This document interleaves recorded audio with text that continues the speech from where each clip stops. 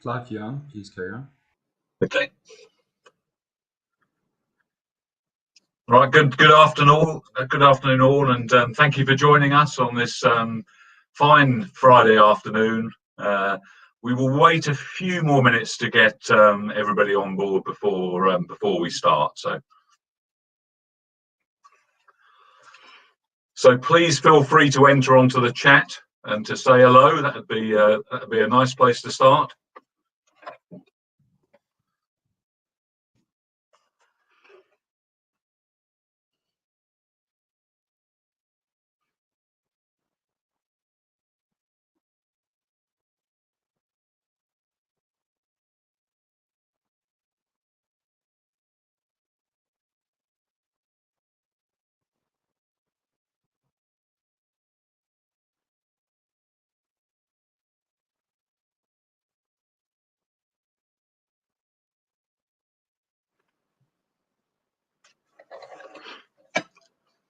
Cheers.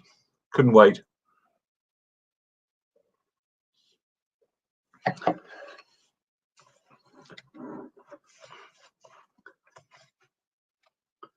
Hi, John.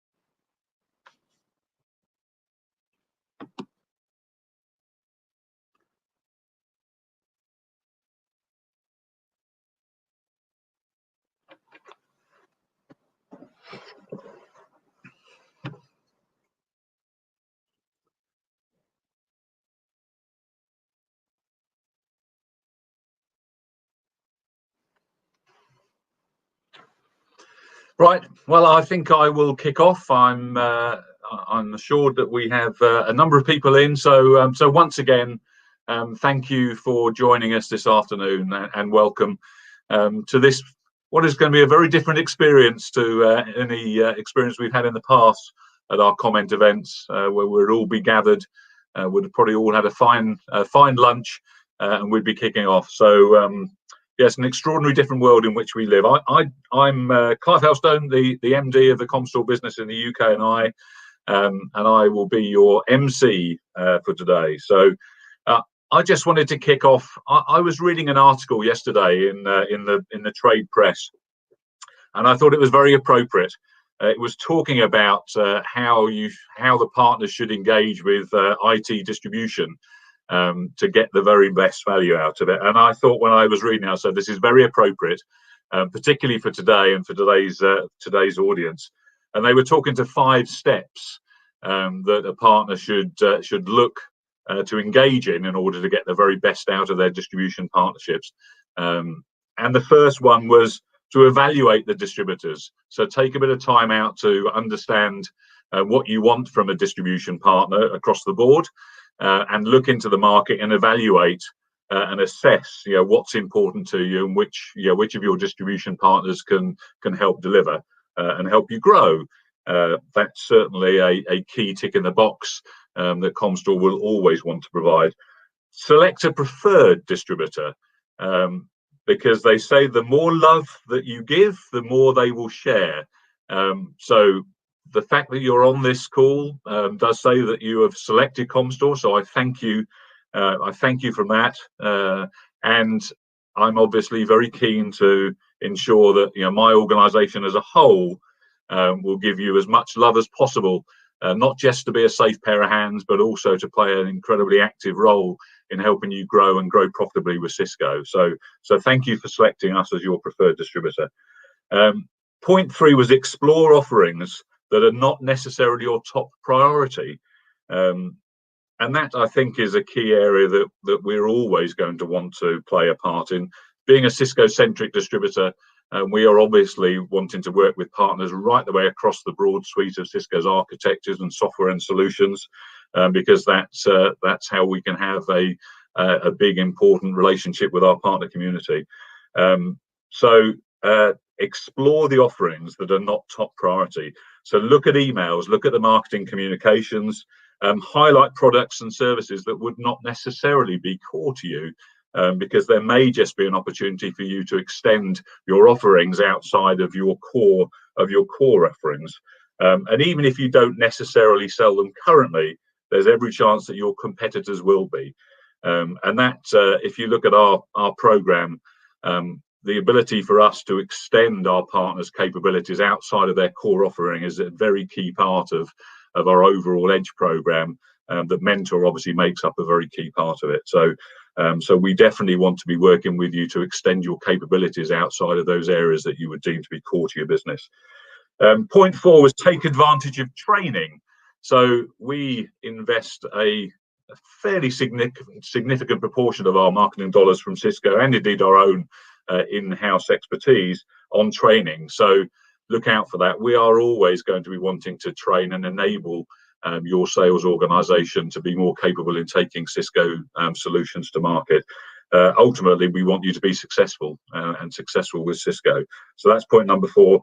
And point number 5, which is very, very relevant, attend events and conferences. There is value in personal relationships. So whenever we've had our comment events in the past, we've always ended up in the bar until certain o'clock in the morning.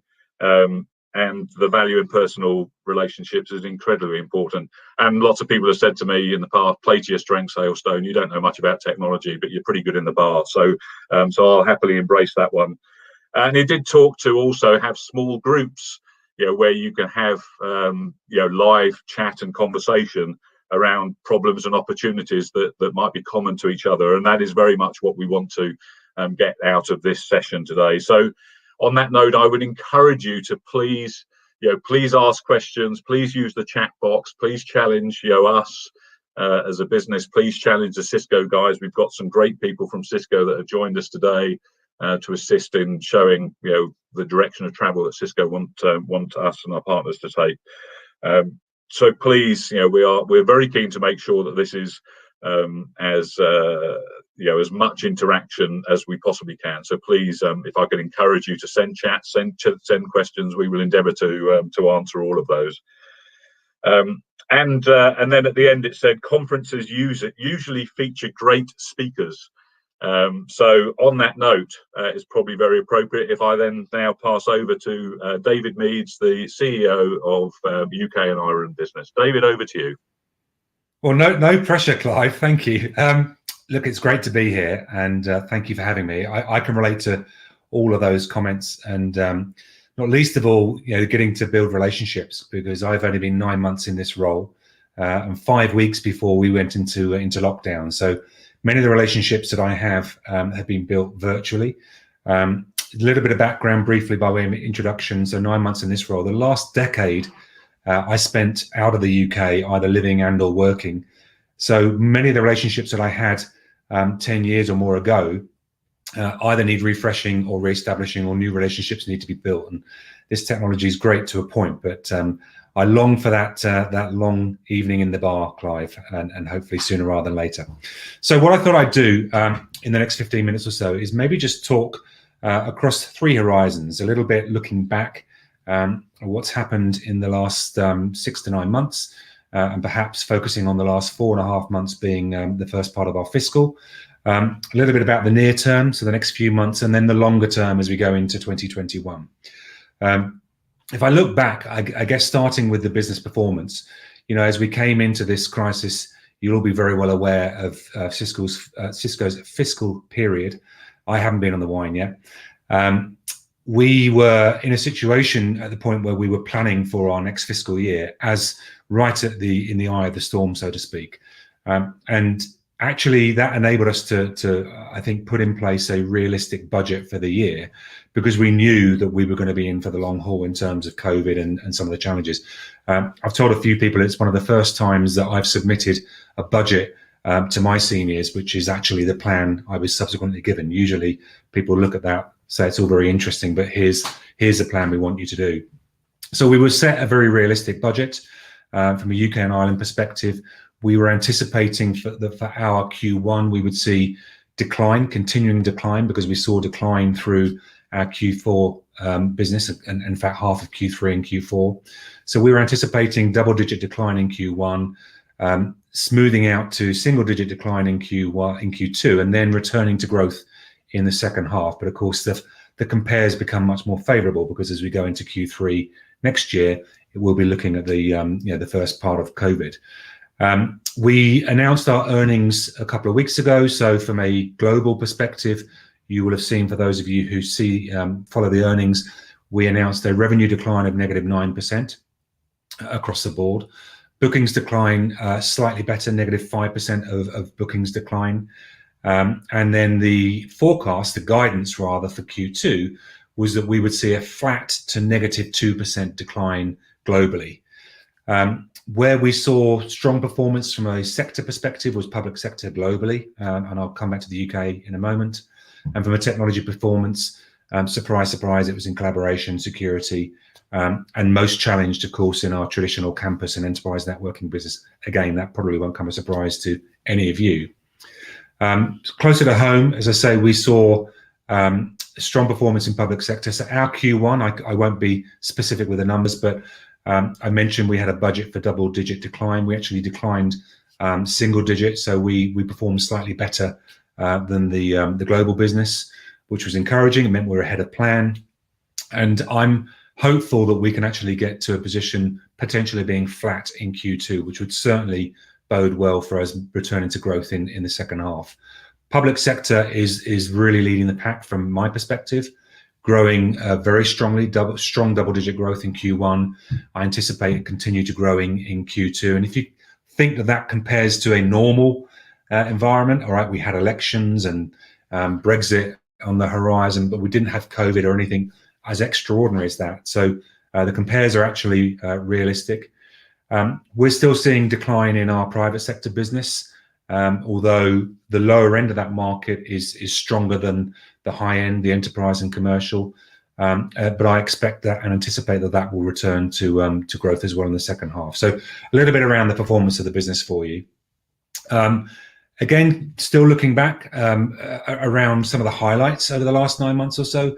It's been challenging for all of us, but I definitely think that there are some positives coming from this, whether it's your own experience working from home and finding a better balance between work and life, whether it's the ability to change the dynamic in some of the relationships, or whether it's how you and your organizations have really lent in as a technology supplier and helped the community around you and the society as a whole, which is certainly something that fills me with great pride when I think about some of the things that Cisco and our partners have been involved in over the last 9 months, whether it's around helping schools and hospitals or just the local communities around us. I have a deep sense of pride for the way the industry as a whole has rallied, and certainly Cisco and the wider ecosystem has lent in to help where we were able to help, because clearly technology has been a big plus and a necessity for many organizations.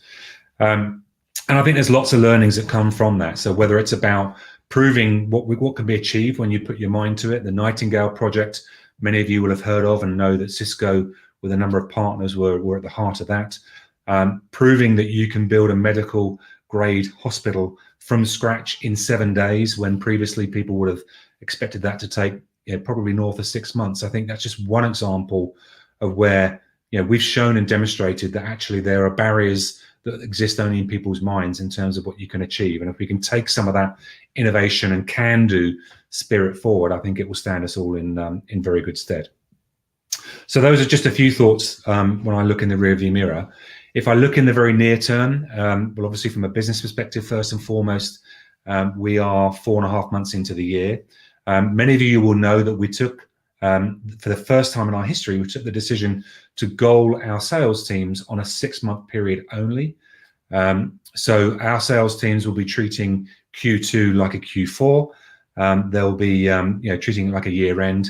Many of our sales teams will be on accelerators, so I'm hoping that will fuel a lot of growth for us. I know that many of you have different fiscal periods, so I'm hoping that the stars can align and we can help with your year ends and your revenue targets, whilst also helping close out a strong first half. So that's certainly in the very near term top of mind for me. The continued well-being of our teams. I think we all feel probably in the last couple of weeks a little bit more positive about the medium to longer term, with the vaccine now being announced, and I think Tuesday next week they'll start to vaccinate some people in care homes. Clearly, it's a matter of weeks and months before we all start to get given the option to be vaccinated, and therefore I genuinely hope that by the time we get to Easter, we'll have some sense of normality back in our lives. But that still leaves the winter ahead of us. And I know that I'm very fortunate working from home, having the facilities I've got at home, and a lovely house to live in. Not everybody is in the same situation. So I guess another key priority for me is continuing to focus on the well-being of our teams, particularly as the days get shorter and the nights get longer. So that's something that we talk a lot about in Cisco, and I'm sure you all do, and I'm sure you will share that as a top of mind. We have some announcements around the corner. I hope you've all seen the invitation to WebEx1, our launch event next week for our collaboration portfolio. Many of you will know that we brought in a new engineering leader at the beginning of August, a gentleman by the name of Jitu Patel, to lead our collaboration, security and applications business. One of the areas that Jitu has really lent into, unsurprisingly, is our collaboration business, where, candidly, I think certainly from a UKI perspective, and arguably in other parts of the world as well, our brand has not been first on people's minds when they talk about this sort of technology and this sort of experience. Largely, I think, because most people are talking about it as a consumer, and Zoom has obviously been very popular with many people. But we plan to make a big impact next week, and if you've not signed up to that, I would encourage you to do so. There'll be some exciting announcements around features and capabilities, and some other things that I can't share with you right now. But I strongly encourage you to lean into that event next week. And I think you'll see that as a start of a series of announcements that we share as we go into 2021 around the evolution of our portfolio. I mean, clearly one of the things that this whole situation has done has proved that the need to have secure collaboration, the remote working environment, SASE as a capability is increasingly important to our customers. So I think we're in a very strong position, a unique position to really take market share. And you stay tuned, because I think you're going to hear and see some very exciting things around that. WebEx1 just being the first of those. As I look beyond that, so as I look at the calendar year of 2021 and even further, well, obviously, all things being equal, we'll be through Brexit. We hope with a deal, but we are all, I guess, planning for the worst case and hoping the best case. But I'm optimistic, from what I'm hearing, that there will be a deal which will be largely positive for the UK. And I hope that along with the vaccine, along with the what we saw from the annual spending review from Rishi Sunak, will help to continue to stimulate the economy. For me, I see public sector from a business point of view continuing to be a good hunting ground for all of us, not just into 2021, but potentially beyond that. I think the myth that existed in many parts of public sector around what could or couldn't be achieved with digitization has largely been blown out of the water through COVID. And I think with some of the investment that we're seeing in public sector, that will bode well for continued digitization in public sector. And the small market sector as well is clearly going to be important to stimulating the economy. And I think all of the data that I've seen suggests that digitization and tech adoption in the small business area is going to be critical to stimulating small businesses as we get back to the new normal. And I think we're increasingly relevant to small businesses. How they want to consume is largely relevant to many of you in terms of wanting to consume as a service. So again, that's an area that I'm very excited about when I think medium and longer term, is how together, we can help the small business sector become really competitive, very productive, but obviously in doing so, to enjoy some of that success ourselves. And then, last of all, perhaps just the returning to the office, going back to the rear view mirror. We've been in lockdown. We actually went in lockdown a week before the country did. As a large US, pretty conservative organization, in the Americas, we've actually sent out a note a month or two ago to our staff saying that the offices will be closed until June of next year. In Europe, we're actually taking a more pragmatic approach. It's a phased approach, but very few people have been back in the office since COVID. I'm hopeful that as we come out of the winter, we will get back into the office and be able to enjoy these types of events more in person.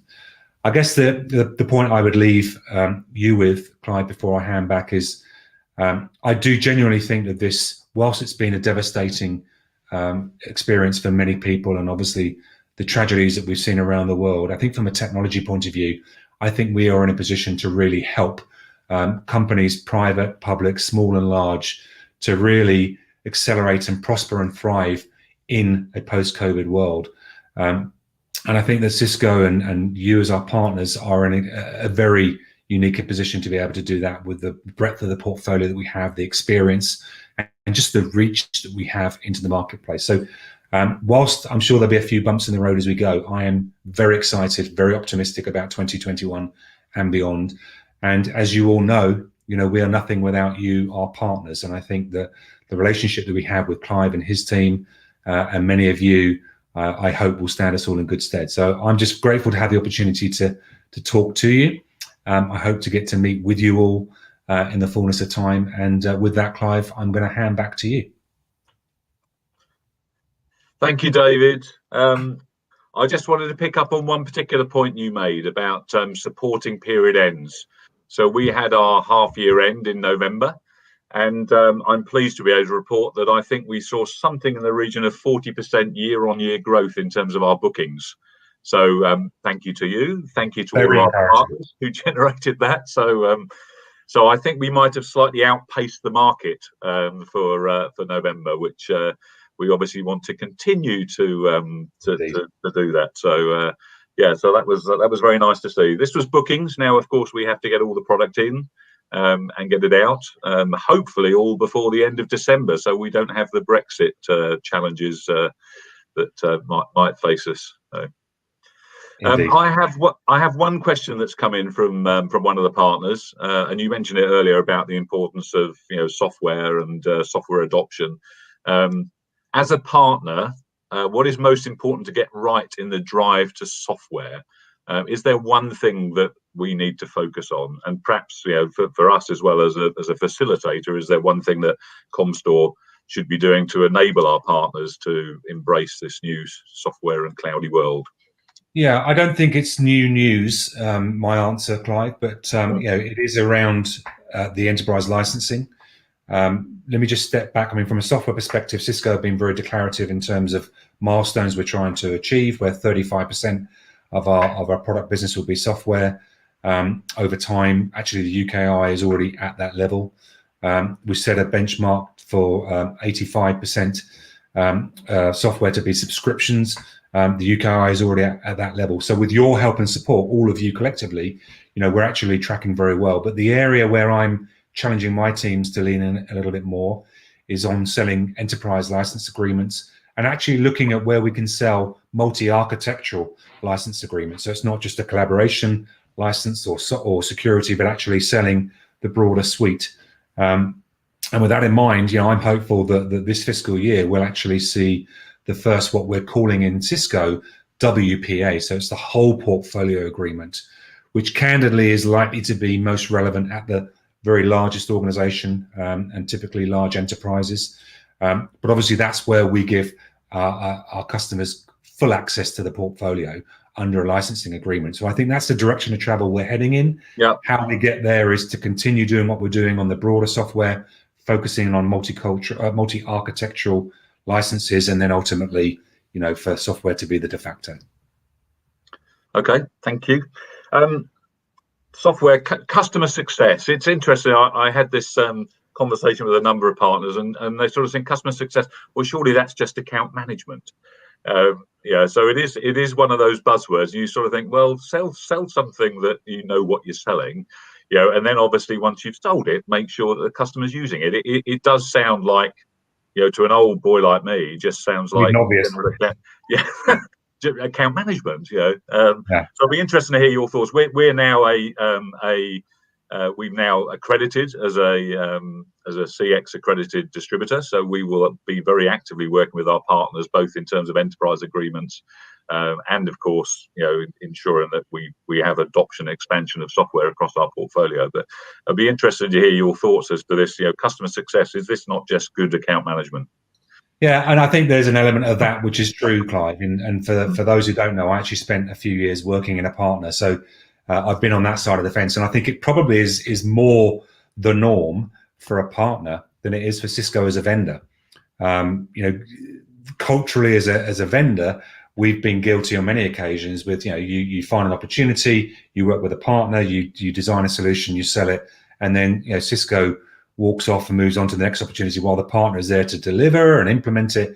And this whole thing of customer lifecycle is not new to many partners, but for Cisco, the mentality has to change. I think what we're trying to do is to embed a culture in Cisco of that lifecycle. So when the customer buys it and everything's commissioned and what they've spent all their dollars on is live and working, that they do extract all of the value. So all of the features and capabilities that they bought, they're consuming them to deliver the outcome that they need, and they're consuming that over time because it's not a one-off investment. That is probably a bigger shift for us as a vendor culturally than it is for many of our partners, Clive. I think that's a fair point. Yeah. All right, brilliant. Thank you, David. Like you say, I think we are starting to see some green shoots of recovery. As you say, hopefully we come out the other side of Brexit, and the new year will look a little bit healthier and better for all of it. So without that, I'd just like to say thanks again, and I'm going to pass over to our head of advanced services, so to John now, I think. John. Thanks, Clive.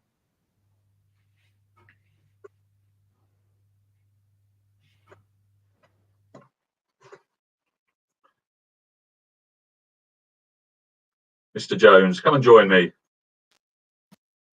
Hello. Hi, John. I'm finally here. I was a bit worried there. It said I was backstage, and I was saying, "Am I live? Am I live?" But I'm live. Good. Well, it was very interesting, both in terms of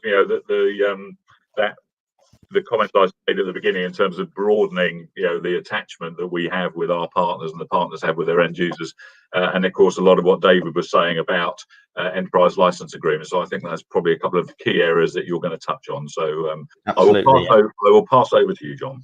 Thank you.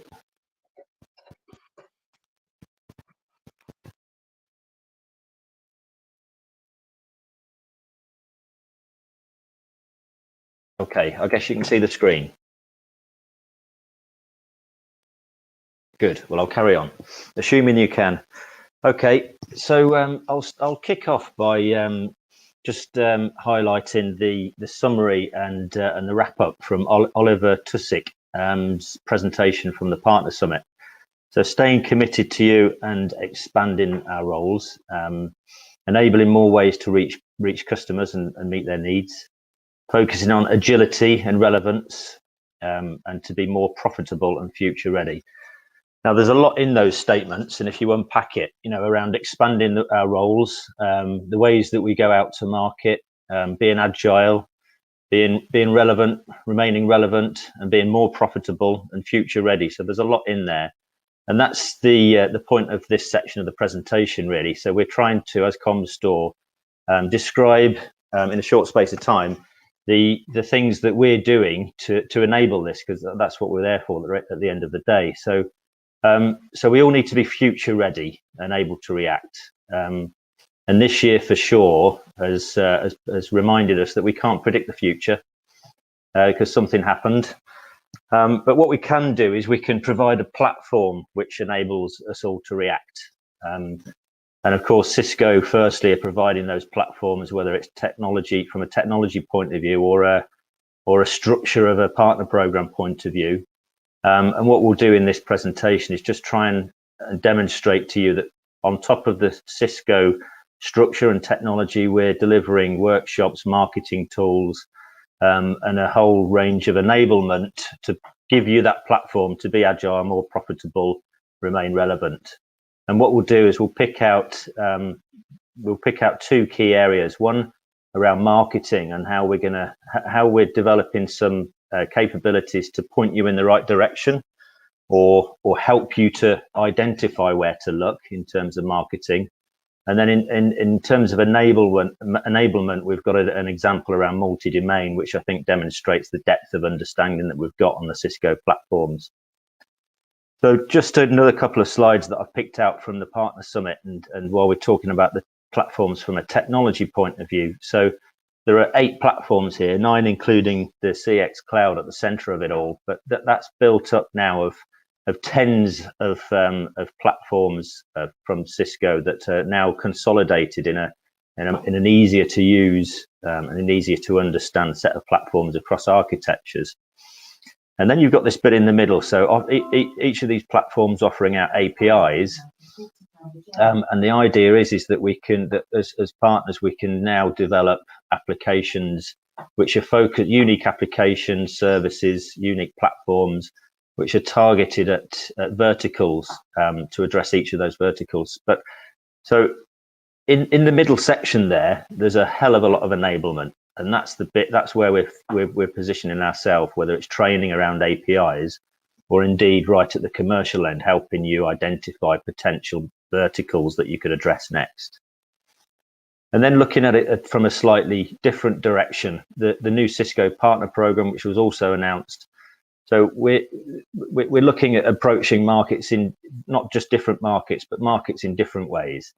So there's the more traditional reseller model, but then a lot of partners we're working with to move into a provider role or true developer role, where you're developing truly vertical, unique applications to address particular customer needs, or even the consultation at the beginning of through the pre-sales. Now, building up your strategy, you get there's going to be, if a partner wants to move from one to another or expand across roles, then again there's a lot of enablement that's required there, and that's where we clearly sit. So be ready with ComStore. What we're saying is so Cisco are clearly very, very good at setting the sight, setting our objectives. So expand roles, reach customers in more ways, be agile, stay relevant, profitable, future ready. So those objectives are clear, and I think we can all agree with those objectives. Partners, I know, are busy creating their strategies, but then the tactics. So the strategies may be to expand across architectures. It may be to look slightly to the left in terms of a vertical and look at new customer opportunities, or build applications on top of the platforms. And when ComStore come in, we're clearly there to help the execution of the strategies and execute those tactics, go the last mile in terms of execution. And that spreads across a number of things: discovery, training, enablement, and marketing. And as I said, we're going to pick out a marketing example and an example around multi-domain in terms of discovery workshops to expand that. What I'm going to do quickly now, though, is just bring in Richard Johnson to ask. So, Richard, hi. Thanks for coming on. So, you've clearly defined the strategy at Camworth. And we've got a lot to offer. Part of the mentor program is to make sure that people are aware of everything that we've got to offer and engage on them, and we're demonstrating that now. But what do you see the role of distribution, and in particular ComStore, in terms of that execution in the last around your strategy? Well, I suppose from our side of things, we're at Camworth. We're very much an engineering-led partner, and we get involved in some quite detailed technical solutions for our customers. And whereas we have quite a strong breadth of engineering capability in-house, what we find key from ComStore is that ability across all architectures. We can't cover all bases.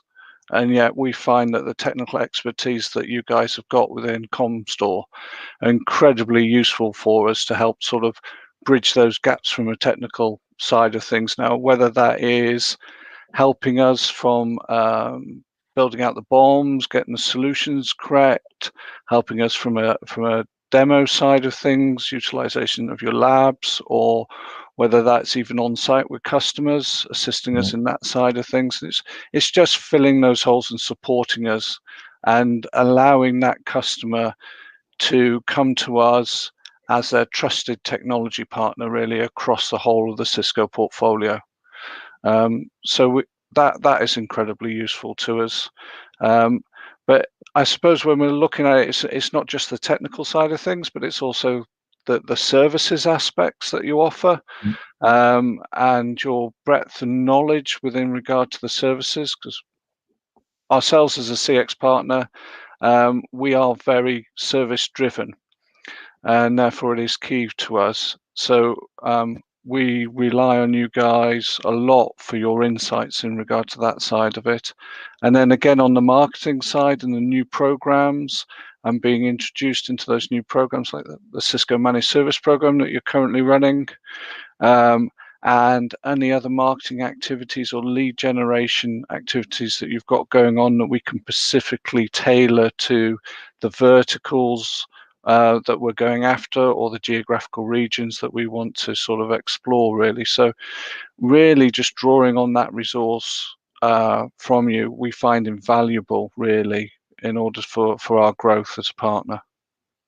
Thanks, Richard. That's really good insight. And of course, we're always developing what we think the partners need, but it's really important that we're told, where we're falling short or where we can develop, because we've got to be agile and we've got to be quick to respond to, and as I say, build that platform so that you in turn can then be future ready.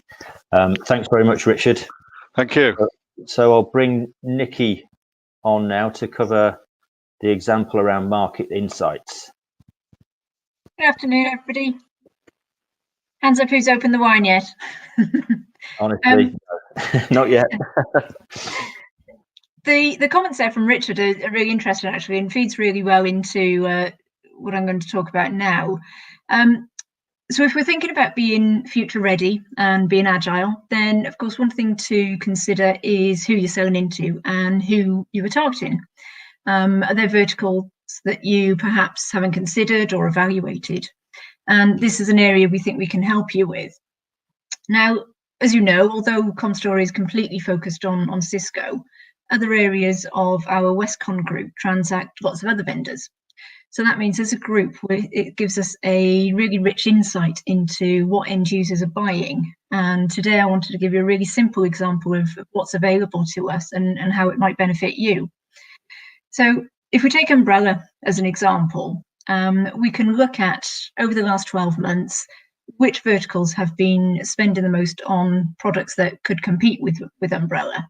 So these two lists you're seeing on the screen now show the top spending verticals, with the 4 on the left being particularly high spenders. And what have they been buying? We can see Infoblox, Zscaler, Wildfire, FortiGate, and Cloudflare. How dare they, really? But great, okay, so that gives us a bit of historical information, which is really useful. But we want to be future ready. So what can we do? We're able to take this data and we can combine it with industry available data to analyze the trends and produce some average estimated spends per vertical. So if we look again at these top spending verticals, for this example, we've picked out 6 of these verticals who are all showing an average budget of over $800,000 for the next 12 months. John, if you can just skip to the next slide. So we can see new car dealers, home furnishings, business support, and now the numbers really start to ramp up. Aircraft manufacturing, software publishers, and incredibly supermarkets and grocery stores, 53 million. Really, really good figures that we can look at. And this is their average estimated spend budget to spend on content filtering, on security software and firewalls, all in the next 12 months. As I said, this is just one really simple example, just to highlight some of the things that are available to us. And there are lots of ways that we can slice and dice this intelligence, which can help you to consider your verticals and your targets for the year ahead. So it'd be great to have some conversations with you all over the next few weeks and months to see how we can help. And I think we're handing over to Ed now, just to look at some multi-domain. Hi, thanks very much, Nikki. Hi, everybody. Right, Cisco multi-domain. So we've been talking a lot, I think, as the partner community, Cisco as well. We've all been talking about applications, customer experience, transformation, innovation, lots of really deep things, and things that we can all do something about today, and start to build as we go into Cisco H2 and into the coming fiscal year. I'm sure it will come around. This year in particular has come around quite quickly. So even after everything that's been going on. So in this session, we're going to be focusing on Cisco multi-domain. And it's all about how together we can transform customers' infrastructure, help them to reimagine their applications, and indirectly also secure their data and empower everyone, including the IT operations teams. So we'll be discussing the ever greater integrated offerings, which are increasingly software defined. And we'll be explaining how we get close to this today and what's coming in the not too distant future. And also what Comstore is doing to help you, our partners, to innovate and accelerate towards Cisco multi-domain.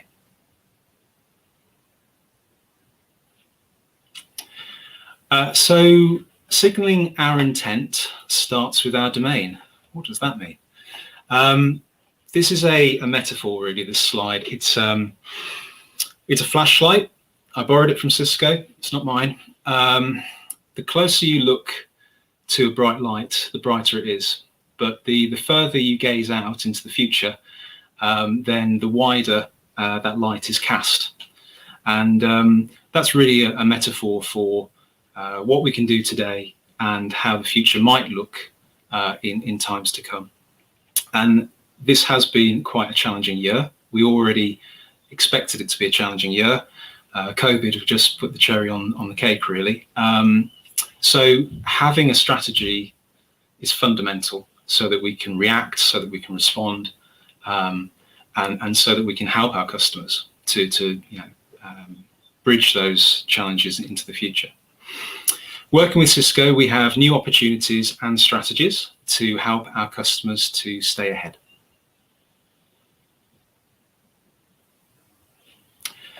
So let's talk about digitization and digital transformation. It's something that we've all been discussing and talking with our partners and helping to enable for our partners for a good few years now. Let's look at the causes and the effects and what we describe as digitization. The network, and more specifically the software-defined network, represents the ability to drive ever greater performance and ever better experiences for customers. Modern networks in their many forms, whether that be web, app, IoT, are providing the platform. And that's really the cause. The effect is the digitization piece. It's all that data that's being created and consumed, and exponentially so. So we're providing the platforms, and we're satisfying the demand, or we're trying to. And customers are using this data to gather and analyze and leverage this information, and they can help to monetize their networks, or we can help them to monetize their networks through the information that the network is able to provide to us. And of course, data lives everywhere. So as well as on our campus network or in our data center network, there really aren't any borders. So we need to think of the internet as our network, and how we connect the edge of our network to the core of our network, to our cloud, to somebody else's cloud. It's all interrelated. And how do we integrate that? So multi-cloud is essentially, that's what it represents. We're representing the fact that the cloud is my data center today, the internet is my network, and regardless of where I am or where my users are, what devices they're using, based upon their identity, that's how we secure our networks today.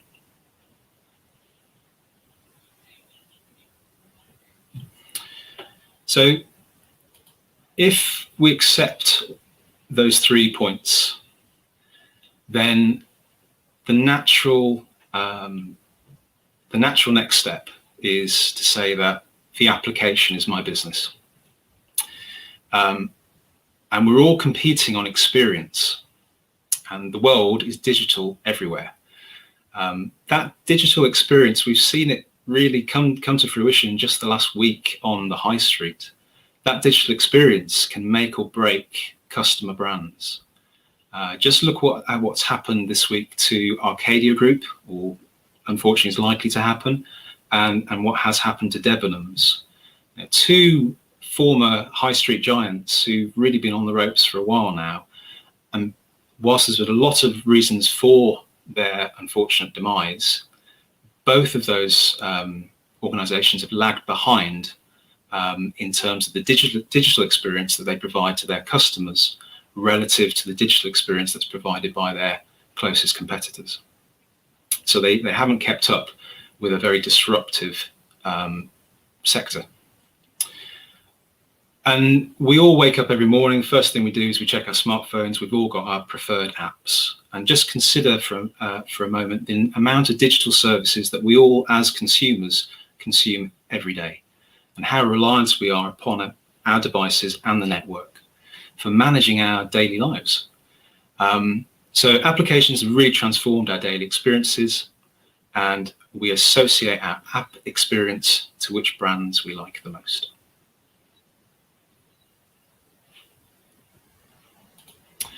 Intent-based networking. Okay, so what makes these user and application experiences possible, right? It's intent-based networking. And what do we mean by that? Well, with IBN, we're making diverse network connections across multiple domains, and we're connecting them. And those domains could be campus networks, wired or wireless. They could be wide area networks. They could be private clouds or public clouds. And what we need to do is simplify what the network needs to do and what we need from it. And we need to align that to what our customers need from the network. And we describe that as business intent. And then the simplification process is how we map that network onto user experience. And we're doing this because we want our customers to gain value from their infrastructure, and also really essential point here is to gain value from the services that you as Cisco partners sell to them. And then to make sure that everything actually does as it's intended to do, there's there's assurance.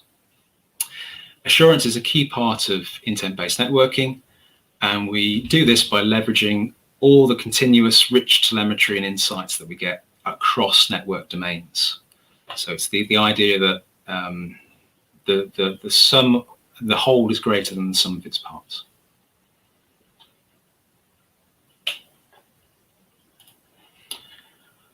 Okay, so customer challenges. This is what we tend to talk about quite a lot in the data center team at Comstore. We try and understand the customer challenge, define the problem, put forward a solution, and do our level best to prove it. So there's lots of challenges that I'm sure customers are talking to you about, and your sales teams and your pre-sales teams. There's a huge number of challenges, but also opportunities. On the one hand, technology brings massive benefits, and on the other hand, it absolutely brings more complexity. IT teams in particular must deliver value to their organizations. There's very little room for error.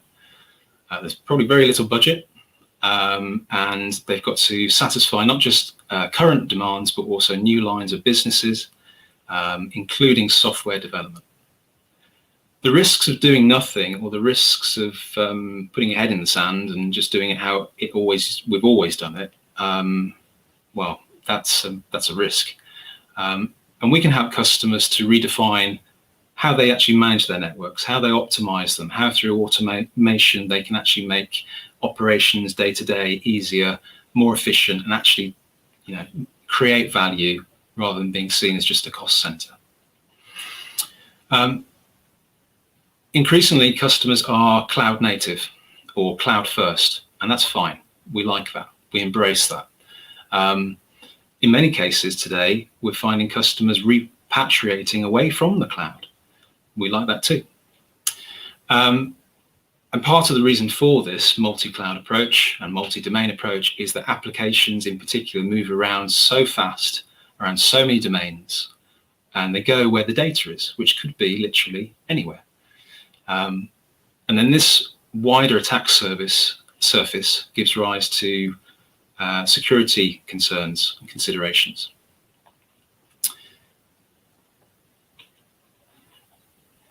So multi-domain, this is it. This is the value prop. This is the 2 minutes in an elevator with Ed Bullock from Comstore. You can get out soon, I promise. So multi-domain is any app, any device, anywhere.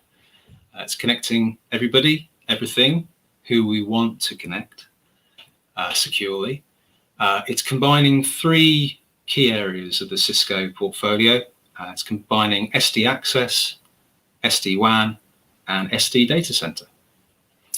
It's a shift from looking at architectures in isolation, which I know probably nobody on this call does because you're all successful Cisco partners, but it's a way of really looking at end-to-end network architectures. And we're doing this to provide and assure experience from edge to the cloud, and providing a deeper level of communication. So we tell the network once, or that's the idea. We tell it once what we want to achieve, how we want the network to behave. We check that it's doing that. That's this idea of assurance. And we're doing this across not just the LAN, not just the WAN, not just the data center, but end to end.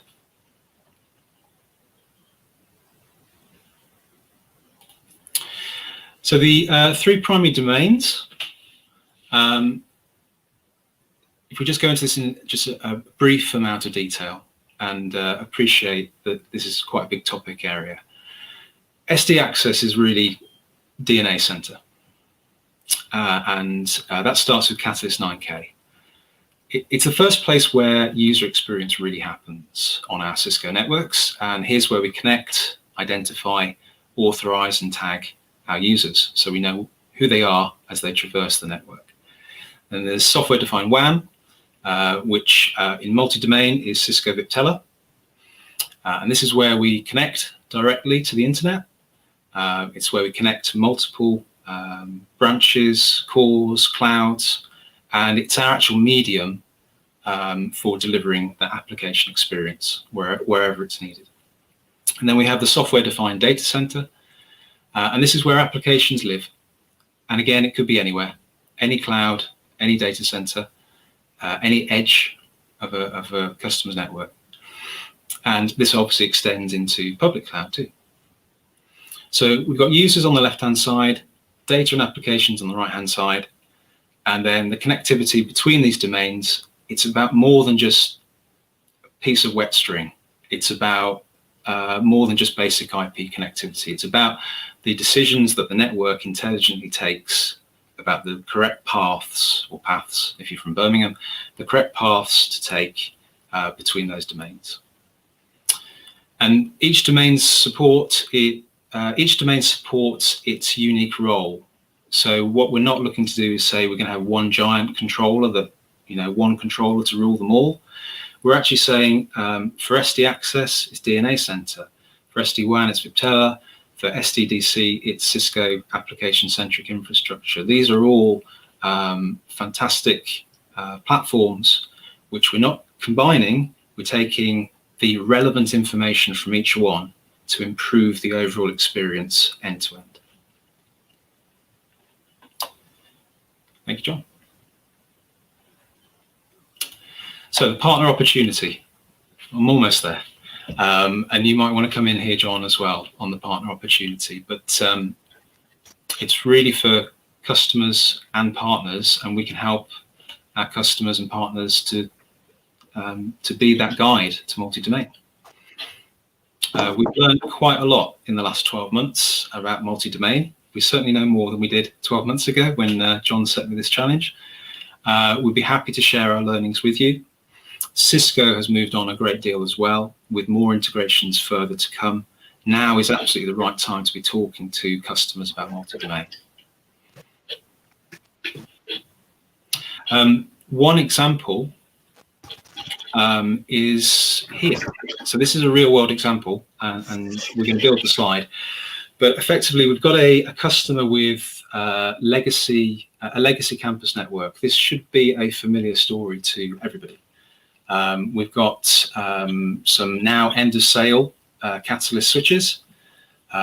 We've got a customer who's already deployed ICE, and there are a lot of customers out there with ICE. They've got that initial building block for DNA Center and SDA, but this particular customer has got no SDA today. In the data center, they've got a 7-year-old Cisco Nexus design running Nexus 7K and 5K, no software defined there. And then what they have done is they've just recently deployed Viptela SD-WAN, which is great. So they've got one piece of the jigsaw for multi-domain, and they're doing software defined across their wide area network. As we build the slide, the first point is when the time is right, there's the opportunity to life cycle the campus network to a software defined access design, to put Catalyst 9K in there, and to get DNA Center added as well, and get that singing. The next point is, and this is in no particular order, customers can do it whichever way they like. Take a look at the data center. Refresh to Nexus 9000, and then deploy ACI. Sounds easy. It's not that easy. Once it's in, it's easy. We can help, and there are plenty of people out there who know what they're doing with ACI. And then once you've implemented SDA and ACI, then you can integrate the two. So you can provide segmentation, micro segmentation, and then you deploy that through the SD-WAN. So if we go to point 5, I think it is, we then implement that application aware experience across the SD-WAN, and we exchange policies between our software defined network in the campus, between our applications and all of our network services, which are in the campus and also in the data center. And we exchange those policies. We have contracts that we instantiate across that network so that the right user gets the right experience for the right application. And that's the group policy piece. So yeah, it's taken the best part of 12 months to get our heads around this. We've benefited, and I think this is an opportunity for us to share what we've learned with yourselves. We've benefited a lot working closely with Cisco, with their technical solutions teams and CPOC teams, proof of concepts. That is something that we would more than happily discuss with all the partners on this call to see if there are any software-defined opportunities that you have. I'm sure there are, that you're working on today, and how we can help to land and expand those engagements. What I would say, it's not just me saying it, is when you're next answering a tender response or an RFP, or when you're next answering a customer request, if we can try and just not pigeonhole it. I'm not teaching anybody how to do their jobs at all, but if we not pigeonhole it and say it's a wireless opportunity or a wired opportunity or a WAN opportunity or a data center opportunity, if our sales guys and our customers can start thinking about it as an end-to-end networking opportunity, that's when we're going to win out. And it's when we're going to win against other vendors, for sure. So That's selling outcomes into lines of business. Comstore can help in terms of positioning all these technologies and how we position the user experience and the application experience piece. We can provide that peer level engagement as well. So whether it be sales, our technical pre-sales, whether it be exec level between yourselves and Cisco, and we can help keep you up to date with all the integrations. For example, pairwise. So the call to action really is for take a look at it. Let us try and spend a little bit of time with you, telling you what it's all about and what we see as the opportunity, and let's start promoting it, because it's one of these things that is not a big bang approach. It's something that's going to steadily trickle over time, and it's something, if we start talking about it now with customers, or continue to talk with customers about it now, then in 6 to 12 months time, hopefully when the economy and the world is in better shape, then we can really realize the fruits of our labor. One final thought is enterprise agreements.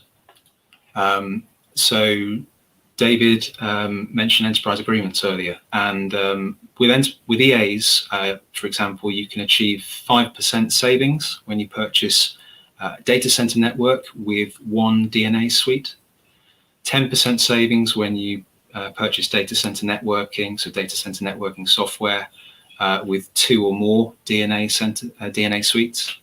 And then to support this transition on the data center networking side, the first year software costs are reduced by up to 50% with an EA as you ramp to a full enterprise-wide coverage.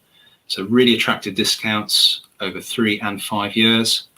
And then on the implementation side, there's a kicker there for partners of about $7,500 for onboarding data center networking. So I would say that because I get paid on data center, but I'm more than happy to talk about anything multi-domain with anybody who'll listen. Thank you. Over to you, John.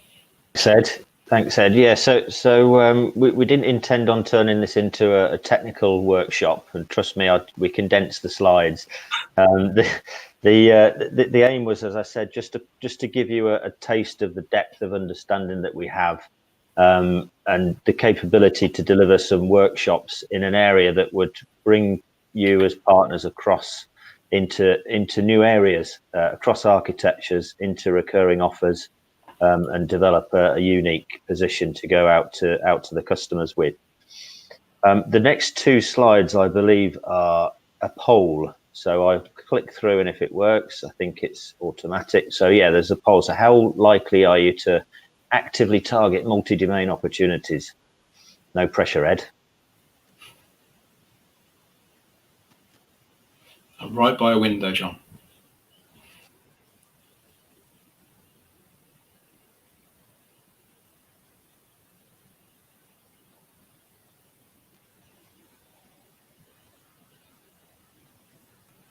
I can see 100%, very likely. Well, it's 100.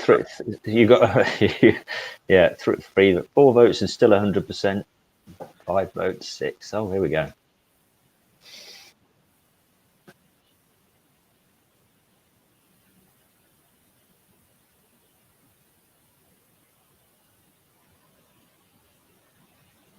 I preferred it earlier. It's still good. It's still good. Stay. Don't jump. Excellent. You're firmly in the building still, Ed. So we'll go to the next. How much support would you need from Comstore to succeed with multi-domain?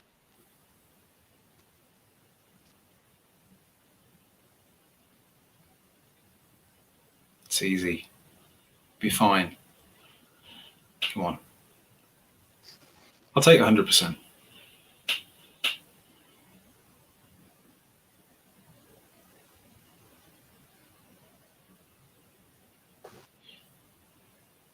Okay, we're going to move on. Right, so this is the summary, and don't worry, I'm not going to go through all of these.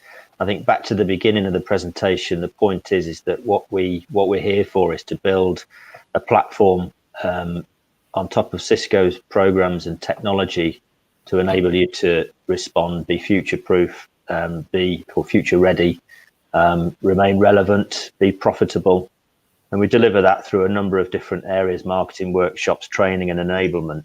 And the list here is not exhaustive, it's certainly rich. So it's a pleasure to engage with you, and thanks for your commitment engaging with us across all of the value that we have to offer across the architectures and the teams. So thank you very much. Thank you. Thank you, John. Thank you, Ed. Yeah, you lost me a little bit, Ed, I have to say, in the middle of that, but that perhaps doesn't come as a huge surprise to anybody who knows me well enough. So thank you for that. And I'll probably just reiterate John's point, and I'll probably come back to that initial point, is that it'd be great to explore offerings that are perhaps not core, because it may just be we can help you, build new business and win new business you perhaps wouldn't otherwise. There's one question that's come in, Nikki, for you. So somebody's asking that data that you shared, they'd love to get access to that and work with us on the marketing plan. What's the mechanism? Brilliant, great news. Yeah, we'd love to work with partners on this. So I think it's something that'd be really useful to have one-to-one conversations with partners to really kind of understand what they're trying to do and see if we can help enhance that. And then we can plan that into some bespoke campaigns with partners as well to really make use out of it. Okay, great. And I will challenge my team at every opportunity to ensure that both the external account managers, who are obviously the primary guys that should be owning the relationships with our partners, and then leveraging the skills and experience that sits in John's team. I will challenge all of the guys to make sure that that we are absolutely having strategic, challenging conversations. We want to be a lot more than a very safe pair of hands. We absolutely want to help our partners grow and grow profitably. And a key part of that, of course, is to help our partners expand into areas that are outside their natural comfort zone. So Comstore have built a reputation over a number of years of being at the leading edge of working with CEOs to bring knowledge to the market, and we obviously want to do that. So thank you, team, for that. So I think now we go to a short 10-minute break. So this is your opportunity to grab your wine out of the fridge if you haven't drunk it already, and then we will reconvene at 10 to 4. So we'll see you back in the studio then.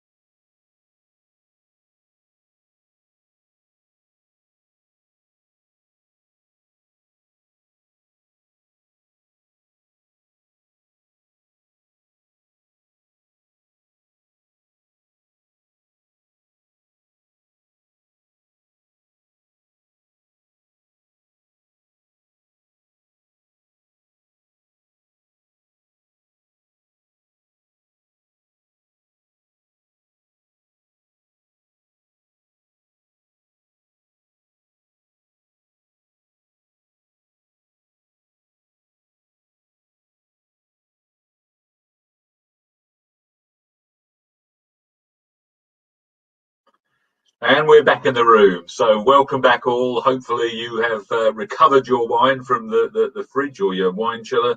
It's been a long week. It's Friday afternoon. I have to confess I have sampled a couple, and I think we're in for a bit of a treat. But between that, we have a couple of people from Cisco to share some insights. So I'd like to welcome into the studio Tim Exley. So very appropriate, given we've been talking a lot about software, we've been talking a lot about success, and we've been talking a lot about a service wrap. So Tim heads up an expanded team, Tim, that looks at how our partner community, hopefully with Comstor support, can profit from more Cisco powered services. Tim, welcome, and I will pass over to you. Thank you, Clive. So I was just thinking during the break, actually, if we'd have done this with tequila, every time I mentioned managed services, everybody could have taken a shot, but maybe that's not a good thing.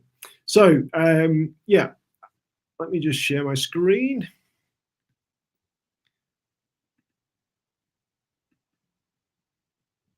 There we go.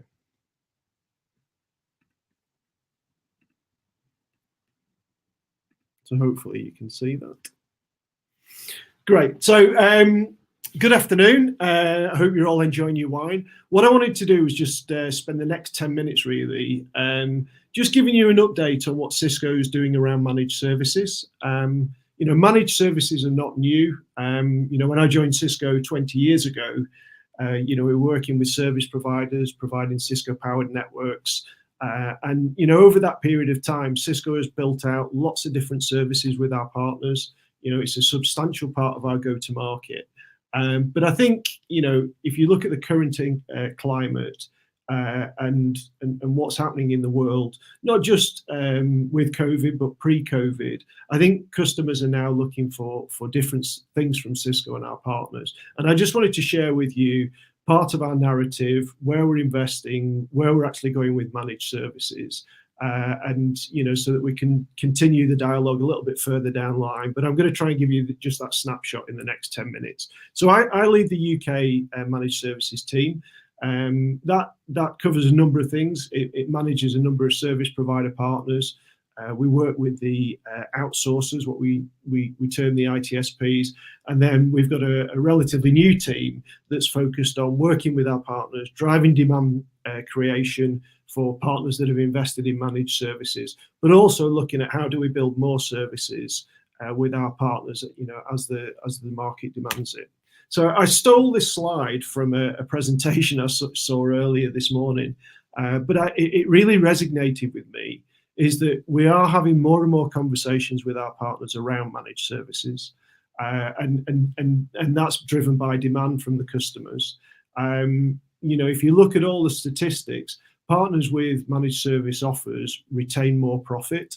So if you look at our profitability stack with our partners, typically you've got the profit around sort of pre-sales consultancy, you've got the sale of our technology, you've got the sale of your services, Cisco services, and then if you then add on top of that, managed service profit, that's where we see the most profitable partners. And that profit is reoccurring. They're multi-year agreements, and once we see customers buy into managed services, we never see them go back to DIY. If you look at what Gartner's report said, we've never seen it.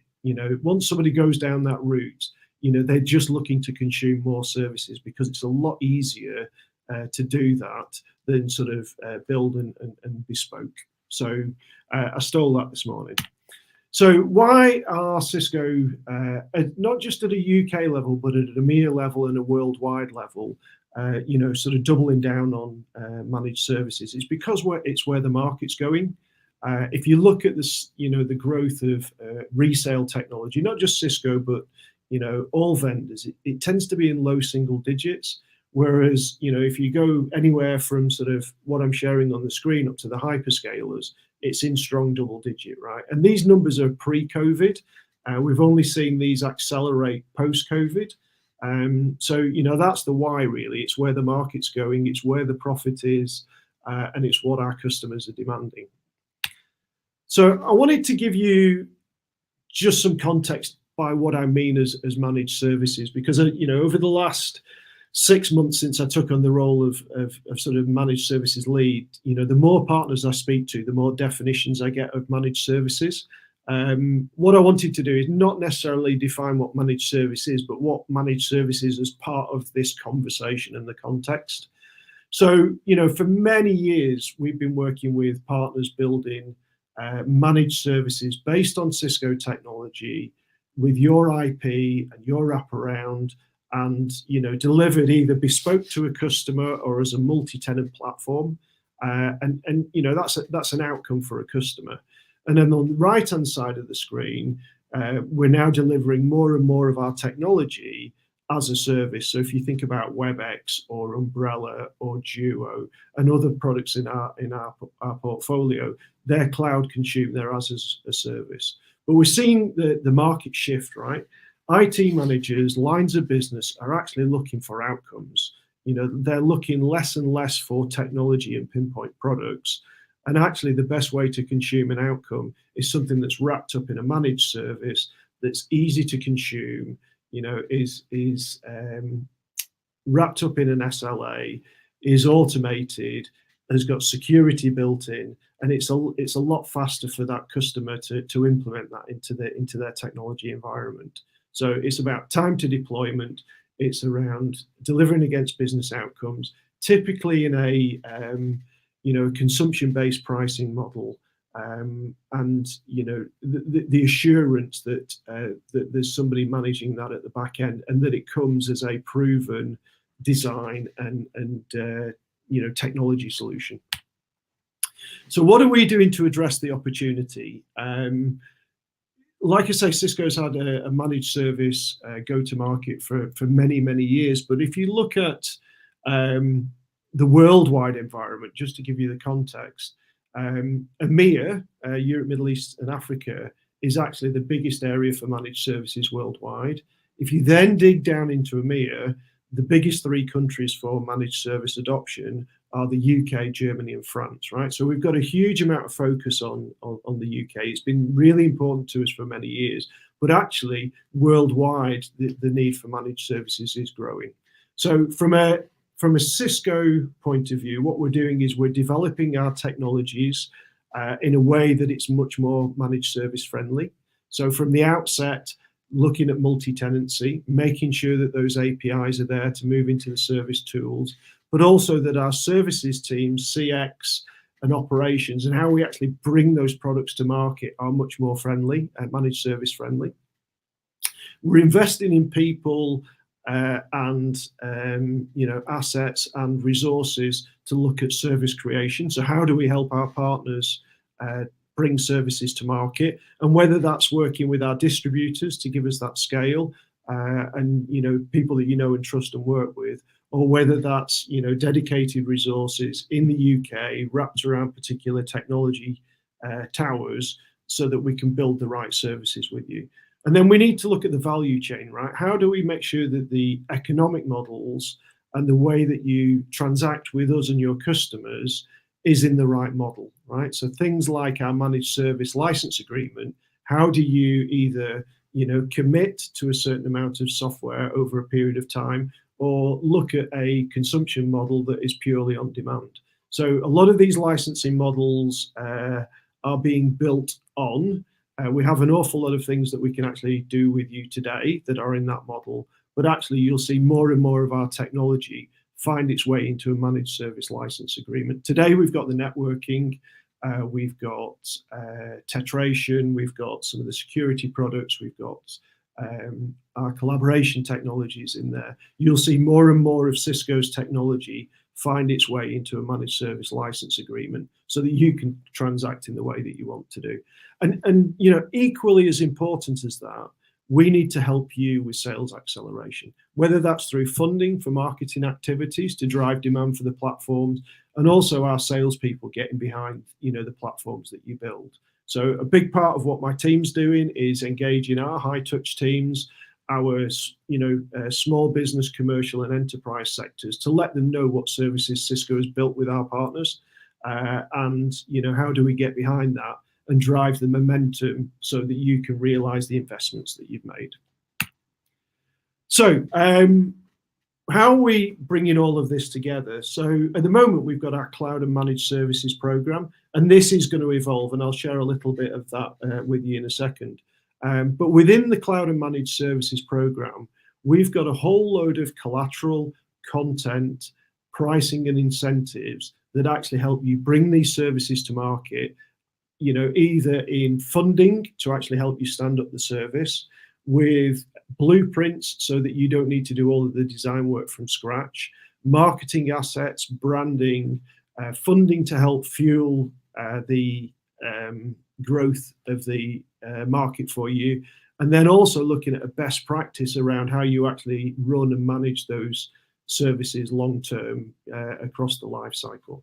So I'm not going to go into this in massive detail, but it's a really good place to start because it brings all of the investments, all of the assets into one place. So we've got a lot of stuff today that we can do with you. So, you know, these are the Cisco powered services that we've got ready to go, that you can take off the shelf and embed into your managed services. And we want to work with you to build these. We're seeing more and more organizations now look at how do they take different elements of this Cisco powered service and look at a multi-domain managed service. And I think that's really where partners can differentiate themselves. It's where you make yourself really, really sticky. And actually, it's one of the reasons why, you know, if somebody asks me why Cisco for managed services, it's because you can take all of these different elements under the same partner program and the same vendor and start to knit together things that actually solve real world business problems, right? So a great example of that is the sort of secure remote worker. You know, in the post-COVID world, how are our customers and their employees actually going to operate, you know, moving forward, whether that's around call center people being based at home, or whether that's execs that need a secure, good working environment. So, you know, that's really where we're going with this. It's not just about having a managed WAN offer. It's about how do I take all these different components, knit them together, and actually deliver true business outcomes to our customers. So, just to give you a bit of a forward view, we're beginning to look at this in three different ways. So one is on the left-hand side is where, you know, we work with you to help you build your solutions that are very much based on your IP, you know, your NOC, your SOC, and you know, that's really traditionally where we've come from a managed service perspective. But we're also investing in what we're calling platforms. So this is where Cisco is standing up capability inside our organization that you will then be able to wrap your services and uniqueness around, but leveraging a Cisco platform. So, you know, such as our CMS platform, which is, you know, helps organizations with SD-WAN capability, where you've got multinational requirements, or, you know, it's typically where we would see this in the very large customer space. And then on the third side, which we're increasingly investing in, is our SaaS offerings. So, you know, what is it that you can take out of the cloud, deliver as a pure play SaaS offering, but again, you manage that on behalf of your customer, and then do that bespoke development. You know, many of you may have heard of DevNet, and the ability to take applications and layer that on top of Cisco's technology to differentiate is something that we're having an awful lot of conversations with our managed service providers, whether that's being, you know, vertical specific into a retail environment, or you know, into healthcare or education. How do we differentiate, you know, with these vertical applications on top of a managed WAN, LAN security? That's really where we're going with the conversation, and we're seeing partners doing that today. So, just to give you a forward view, we've had a really successful partner program for many years, right? As far back as I can remember, you know, probably 25 to 30 years. And it's well known in the market, and each of the levels of the partner program carries its own validity in the market. But we've recognized more so this year than ever that we need to look at our partners differently. And we've got the integrator program that we're going to develop, provider program, developers and advisors. And I think they're very clear about what part of the market they address. Now, some of our partners may be across each one of these, but some partners only want to be a managed service provider. And what we're going to do is to take the managed provider, the provider program, and build all of the goodness that I talked about in CMSP into that provider program.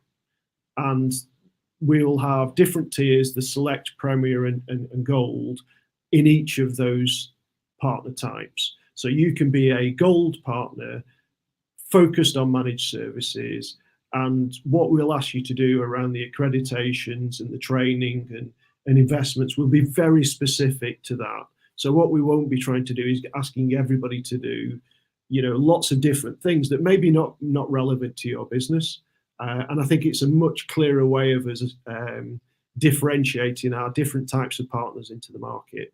And it also means that the teams that are developing programs and commercial offers can really focus in on what it means to those different partner types. And I think you'll see more from a managed service license agreement, more from a investment point of view, and more from a how do you profit outside of things like our traditional resale program. One of the things that CMSP carries today is the simplified pricing. So we give a higher level of discount to managed service providers without the back end rebates, so without the VIP rebate, which you would typically see. But because a lot of service providers actually own the asset, the rebate is immaterial. So if we can give you, good levels of discount with predictable pricing, that you can create, managed services plays with a rate book that your guys can go out and sell out into the market, that is what we're being asked for. So you're going to see more and more of that, more of predictable pricing, more managed service like pricing across all of our portfolio sets. So again, just to close off, why Cisco? I think that the multi-domain piece is absolutely key. Our brand is very strong in the market, and we have a big managed service landscape today. But what we want to do is to build on that, right? We're very much focused on the customer. So, the sales plays that we have and we make available out to our partners, we want to see more of those managed service offers linked to the sales plays, linked to the vertical outcomes that people are looking for. We want to make sure that whatever we do has the right pricing points for you so that you're competitive, but also that it's how your customers want to consume it. We're going to get better at designing our products for managed services, so multi-tenancy, APIs, easy for you to integrate, AI-driven to reduce your operational costs. And it needs to be good for the market and good for you from a profitability point of view. And like I say, going back to that opening statement that I made, the most profitable partners that we see are the ones that are delivering managed services, and that reoccurring revenue that's so critical. When you look at true managed service companies that have 80 to 90% of their revenue is reoccurring, and they're actually starting the year with a solid order book, that makes business sense, right? And we want to be part of that, and we want to help you build out those services. So hopefully I've given you a bit of a flavour of what we're doing, where we're going, and what we're about. I do want to continue the conversation, and I think it's key that we need to leverage Comstore and their expertise, and we're supporting Comstore in their managed service narrative and how we support it. I've actually aligned one of our team to Comstore. So Steve Reeves, who many of you will actually know, Steve Reeves is actually supporting Comstore around the managed service narrative. If you have a Cisco partner account manager, please have the conversation with them if they're not having it with you. And if you want to come directly to me, I'm Tim Texley at cisco.com. So hopefully that's given you a real whistle-stop tour. I'm not sure how many times I said managed services, but if you're having shots, you've probably had a few. So thank you for that. Hi there, Tim. Exciting times. Thank you, and thank you for your support on Comstor. We ourselves have bolstered our dedicated team in the managed service provider space. So yeah, we're lockstep with you. Hopefully, trying to drive some additional business. I wanted at this stage bring into the conversation Ian Lees from Vodat. So Ian has built a very successful managed services provider business without Cisco, actually, although fairly recently, acquired Axnext into the business. So it'd be interesting to hear your thoughts, Ian, as to what Cisco and indeed Comstor can do to help embrace and lessons that we need to learn. Yeah, well, thanks, Clive, and obviously pleased to have the opportunity. I think firstly I'd say it's not entirely true to say we did it without Cisco, because a significant part of our installed base is actually Meraki and some Cisco. So we are in the Cisco club, so to speak. I think reiterating on what Tim said, we've got about 8,000 installed sites, connectivity based with the hardware on the back of that going through to networks. We've got managed customers that we've had for years. I mean, I've been in this business and in a previous business for 20 odd years, and miraculously the customers are the same customers, and some of them are even the same people, and we've had the same relationships. I mean, to go back to what Tim was saying, in the Stockport Vodat base, which clearly is now part of the VCG offering, 85% of our revenues are contracted. So again, to go back to what Tim was saying at the beginning of the month, we've got a big chunk of income that is quite helpful. Really, we don't need to worry too much about the sort of the project based stuff, which we're obviously keen to do to increment. And I think the other thing that's key to that is that not only have we got a trusted relationship, we've also got a platform on which we can sell more, because the customers trust us. They rely on the solution and the outcome for us, which is all about keeping that business operational. I mean, a lot of it is in retail, so lots of connectivity and the like, a lot of monitoring, a lot of housekeeping as opposed to the customers, which then enables us to sell them more, which we are now looking to do through Cisco, and certainly SD-WAN is a big area that we're looking to build on, and then managed networks and managed security in terms of building that relationship. Okay, and is there sort of one thing that you would love Cisco and Comstor to do to help you on this journey, Ian? Well, I think we're getting a tremendous amount of support already. I think the innovation and certainly the conversations we've been having more recently on SD-WAN, and you mentioned the home working solution, Tim. I mean, has been really good. And the challenge for us is to get that out to the customers and making them aware of it. So I just, I'm always conscious, Clive, on events like this where we're presenting to partners. Is there are a number of partners, Ian included, who run a managed service business day in, day out, right? And I work for a technology vendor, so there are a lot of people out there that understand the pitfalls, the challenges, the investments that they need to make, and ultimately have to keep those customers happy. And what we're trying to do, certainly what I'm asking our team to do, is to really listen to the partners of what's important, right? And because we have this global focus, we're now influencing our EMEA teams and worldwide teams around what our partners need from Cisco.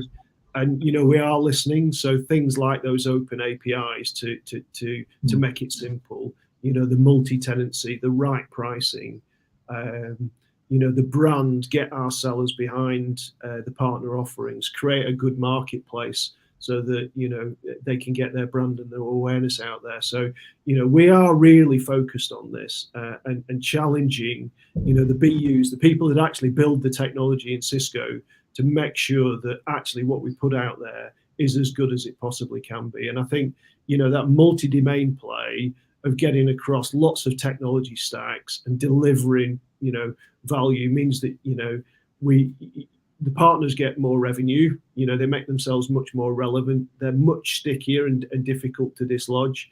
And we want to make sure that it's profitable, not just at the procurement phase, but all the way through the life cycle. So that's what we're focused on. It's difficult sometimes to get that out in a presentation, but on that one-to-one dialogue, that's what we're trying to do.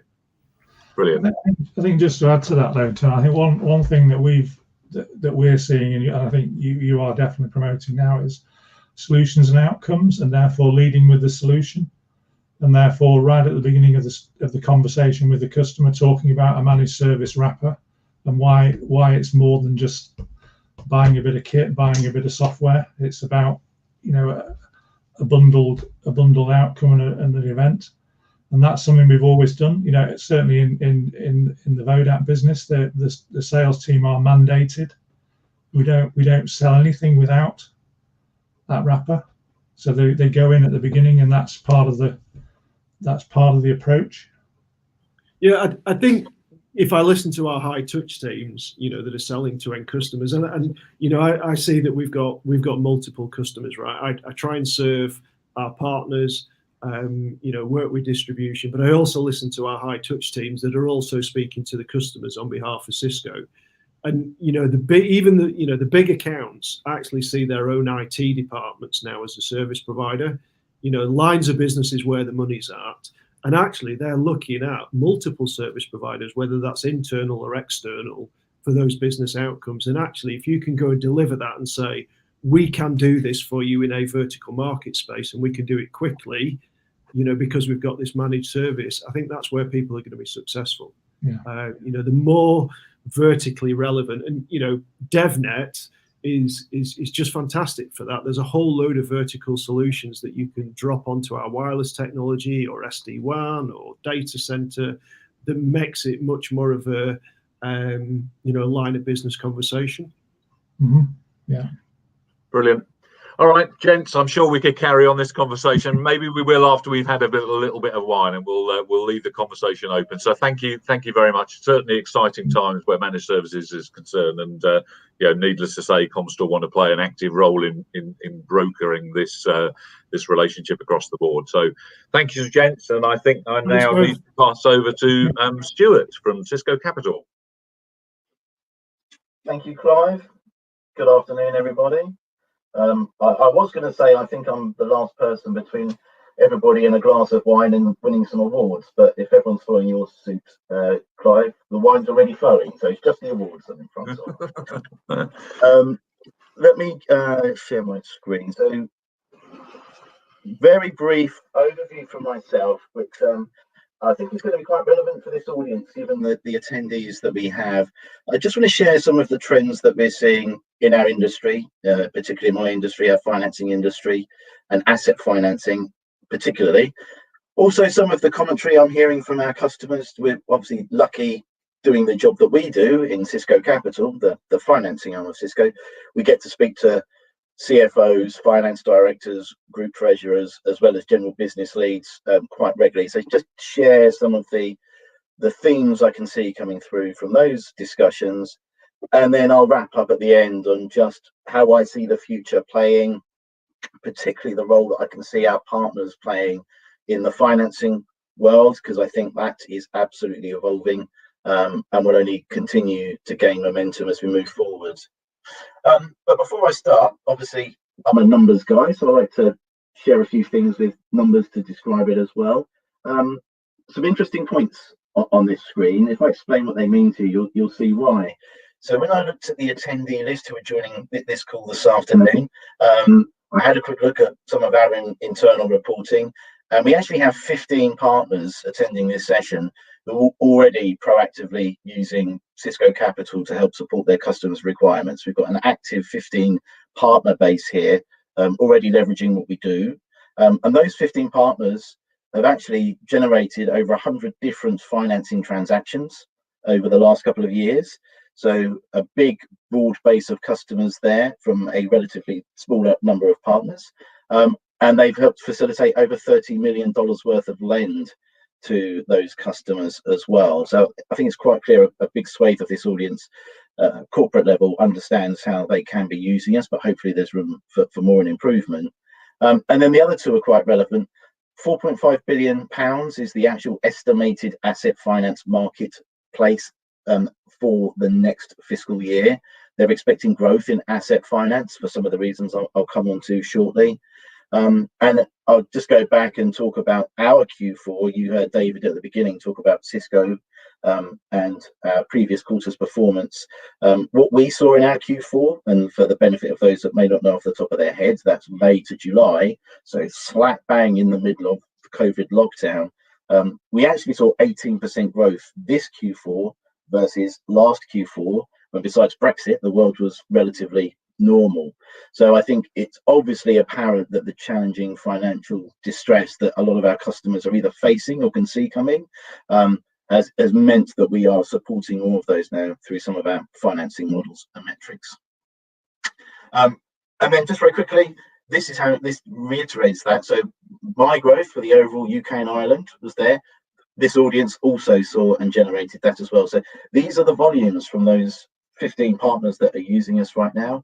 And again, I think you can't say it's a coincidence that really, as COVID was kicking in hard, the volumes of lending that we were providing to our customers, small business, medium size, enterprise, across the board, just grew exponentially.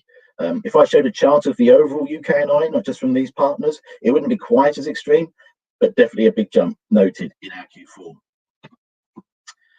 So just to quickly talk about some of the trends in my industry. First one is the challenge that some of those niche players from a financing lending perspective are facing.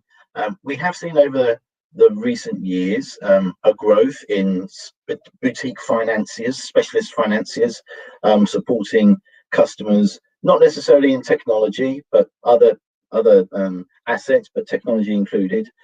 What has happened this calendar year, that's really impacted them hard. A lot of us, including Cisco Capital, were communicated by our customers immensely, I'd say, in April time, asking us, could they have a payment holiday or a payment deferral when they could see cash flow being constrained? Could we give them a 3-month payment window or payment holiday? Now, bear in mind, we manage thousands of customers here in just in the UK from a Cisco Capital perspective. Luckily, we're owned by Cisco, and we know Cisco's got a relatively healthy balance sheet still. So we were able to use that and provide that flexibility for our customers. But some of those partners who are perhaps much smaller and didn't have that big balance sheet that they could lean on to provide their customers those services were struggling and are still struggling. And I think it's a shame that the government isn't stepping in and supporting them the same as they are supporting the banks, or did support the banks, back then. The government support was mainly just into the institutional banks, not into these guys. So that does mean that we are also now beginning to have conversations with customers who perhaps wouldn't have spoken to us in the past because they had a relationship with a boutique niche finance company. But because of that challenge, they're coming to us now. So that's the first thing. I think across all industries, but particularly ours, AI and sharing of data is rapidly gathering pace. It really focuses at the moment on 2 areas. Number one, compliance. We are seeing customers, fraudulent money laundering, terrorist financing customers becoming very, very sophisticated now. We run our own anti-money laundering and anti-terrorism financing checks whenever we're onboarding a new customer, but these guys are becoming very, very smart at what they do. And what is happening in the industry is now a much greater sharing of data between not just the banks, which has pretty much always existed, but also companies like Cisco Capital, where we've got over $1 billion worth of assets that we're managing for our customers at the moment. Our data, along with other captive financiers' data, along with other finance companies, will definitely help. So that's one important area. And then the other area is on our credit process and getting actually customers' credit approved. Now, we do have a bit of a dichotomy in this. It leads me into the new rule book. We were expecting to be able to auto-generate an awful lot more of our approvals. So actually have algorithms and AI helping us decide whether or not we can provide a lend facility to a customer. That was working very well up until COVID hit us. And one of the things that I would say we're definitely seeing now is the need for human intervention when looking at customers' credits. Because we know customers have been allowed to delay their accounts to the end of the calendar year, they don't have to submit those. Yeah, we kind of knew that one from HMRC, etc. And because we're also seeing customers knowing they're in a very limited window of paying, once hopefully we're out early next year and vaccines are being introduced, they expect to go back to not norm straight away, but relative norm. It does mean that we actually need to do a lot more analysis. And when we're looking at our customers now for credit approvals, I would say it's taking slightly longer. But the reason for that is we're not just applying a simple algorithm and looking at their last set of accounts and basing it on that. We're actually trying to understand the business they're in, how they see the future and the challenges they've got. So whereas we were moving more to automation, right now we're back in again to having physical people reviewing and looking at our credits, which is a good thing because it helps us support more. The role of the partner, I mentioned that at the beginning, very much is changing now. If you asked me 10 years ago what was the majority of the business that I did, I would have said it was a lease or a loan.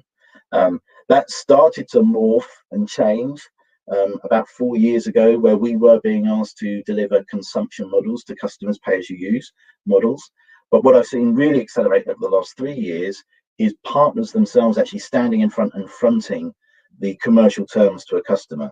I'm not going to say it's a lease or a loan because we do a lot of financing via our partners now, rather than direct to the end customer, to support Tim Exley's favourite phrase, managed services, but also general services, general kit supply. Lots of customers are now asking their partner to give them extended payment terms. They don't want to take a lease or a loan from a finance company. They would just like to repay over 2 or 3 years. And the partner sometimes will just want to transact that as normal. Other times the commercials may not work. It may have an impact on the financial terms they can apply to the customer. There's obviously a risk, a credit risk now being taken on a customer that might have paid in net 30 days before, that now wants to take your product up front but pay you back over 3 years. So we're seeing more partners leading that, and we sit behind the scenes. We actually support the partner. We help them make sure the economics stand up for them or even improve, and they're not carrying the burden of payment or credit risk from the end customer. We do that. So I'm definitely seeing a shift in our partners moving more as the front and center. And I must have been talking about pay-as-you-use consumption for at least 4 or 5 years, but it really is now becoming the norm. I'll talk about this very quickly when I talk about customers. The customers are wanting to have a cloud-based economic proposal, even if they're not in the cloud. I will mention very quickly, we've seen a few of our customers who literally morphed everything out into public cloud a few years ago, now want to bring that back in-house, but they love the economics of that cloud, which is, I literally pay as I use and consume that. I need the control, or I need to own this particular app, whatever it may be, but I'd like to pay for it as I'm using either the technology that powers it or the software that's powering it. And so we're obviously seeing consumption now as a discussion more and more across the board. And if I look at what the ONS has stated, this is the most recent survey. This was 1st of November. It comes into my customer conversations now. Cash and cash flow definitely are king. We've always said cash is kind of king, but we absolutely are seeing now screaming need from lots of our customers to help them with their cash flow. So I'm not sure how big this is for you guys to see. I know you'll get it afterwards, but fundamentally what it's saying is 45% of all industries that were surveyed think they have at best up to 6 months cash reserves before they're depleted and gone. And that's for everything. That's not just for a spend on technology, that's everything. Obviously you can imagine certain verticals are more challenged than others, but this leads back to my point earlier around Q4 and the massive growth we saw there. whereas I mentioned 10 years ago, leases and loans were the majority of what we did, and we kind of moved away. We've seen that shift come back again now, not only because consumption is now being managed in a slightly different way, and I'll talk through that in a second. This obviously highlights the fact I've made around our partners now being asked in front and center a lot of these new economic models, financial models. So this is obviously Deloitte saying the same, but you can go to any of the research companies and they're all saying it. I think the customers, if they've got a managed service already from their partner, they're probably already paying over time and they've got documents and terms in place. They know, and they've got an operational process that works. That's kind of business as usual. So you can understand why they would want their partner to deliver them consumption-based modeling. I do so we support that partner quite often behind the scenes. That's kind of the first thing. But then secondly, even if they don't have a managed service, the interaction between yourselves as a partner and the end customer is a lot more frequent than obviously my team. We get involved when there's opportunities to be supportive. And I would say quite a lot, sometimes more often than the Cisco high touch team as well, because I'm conscious you might be supporting them for Cisco, but not just Cisco and others. So that role of you and the role that you play is really important. And cash flow, very, very critical. We did some deals in our Q4 that were in big enterprise that if I'm honest, and a lot of this is in public information, it's out there in the press anyway. When we were talking to them 12 months ago, some were saying they had billions in cash available to spend. So they really couldn't see the value in taking what we were doing. Those cash reserves were depleted in 4 or 5 months. I mean, we've seen some of the unfortunate stories around how quickly that can happen, but that does mean that some of our more basic models, traditional models, just payment holidays, payment deferrals, structured repayment profiles, so they can start low now, and then as the customer is expecting their business and revenues and profit to pick up in 6 months' time, we accelerate their repayments back then. But I would say, because of the conversations I'm having with our customers, the key thing really is they need to be aware that Cisco, via Cisco Capital, can provide financial mechanisms. I'm not going to say leases or loans because that's very restrictive. Consumption models, obviously, if they're not talking to us directly and it's the partner talking to us, we can support you yourselves. But I think that awareness of Cisco's appetite, and we do have an appetite to lend. We're not a bank. Cisco Capital doesn't exist to make money on the money that we lend. We are quite transparent. We are literally here to help partners sell Cisco technology and our customers buy Cisco technology. So we've been very aggressive in our risk taking. We're challenging the status quo of what the general industry is doing. We're not taking too much risk that we're ignoring our fiduciary responsibilities, but we are still out there supporting small, medium, commercial enterprise of all customer types. And then I'll close on this. This is something which I would be very keen to have a further conversation with as many of you on as I can. These are really the key conversations that I'm having with partners when I'm talking to them at the moment right now. So for the managed service partners, I would say that we are now in discussions with some of those who actually just used to self-fund all of the managed service themselves. And my key caveat to this, I think it was Tim who mentioned it earlier, is as a service and managed service can mean many different things to many different people. When I speak to 2 or 3 customers, and they've all got a different definition. But the managed service area is something that we're really being asked to help support our partners behind the scenes in some kind of back-to-back financing mechanism. The payments and credit risk is something which is also quite prevalent. COVID is obviously the real catalyst for that, but lots of our partners who are perhaps offering extended payment terms to their customers don't want to carry that burden of risk anymore, and are asking if we can step in and help alleviate that credit and payment risk from them with their customers. We are seeing more partners actually implement their own in-house financing arm and division. So obviously Comsor have Westcom Financial Services, which is their in-house. We work with Westcom Financial Services quite frequently and quite regularly, but we're also seeing a lot of our partners also putting together financing desks internally, and that desk is solely responsible for liaising with funders and liaising with the end customers and establishing which financing model could be best suited for them. And I'm going to come back to that because that's going to be my leaving thought in a couple of seconds. I do believe that there is still massive room for opportunity for pretty much all of our partners. to leverage greater some of the financing offers and programs that we've got. We have got some market leading offers.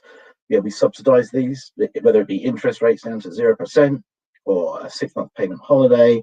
But I would suggest that in the current climate, having a discussion around beneficial payment terms over a period of time is a really key value add that we can deliver to our customers. So I think educating on what the other finance programs are we have is key. And I mentioned at the bottom there as well, the vendor direct finance, me contracting directly to an end customer. Yeah, we're still going to be doing hundreds of millions of that, but me now financing into the partner because they're fronting that financing conversation with me taking the risk.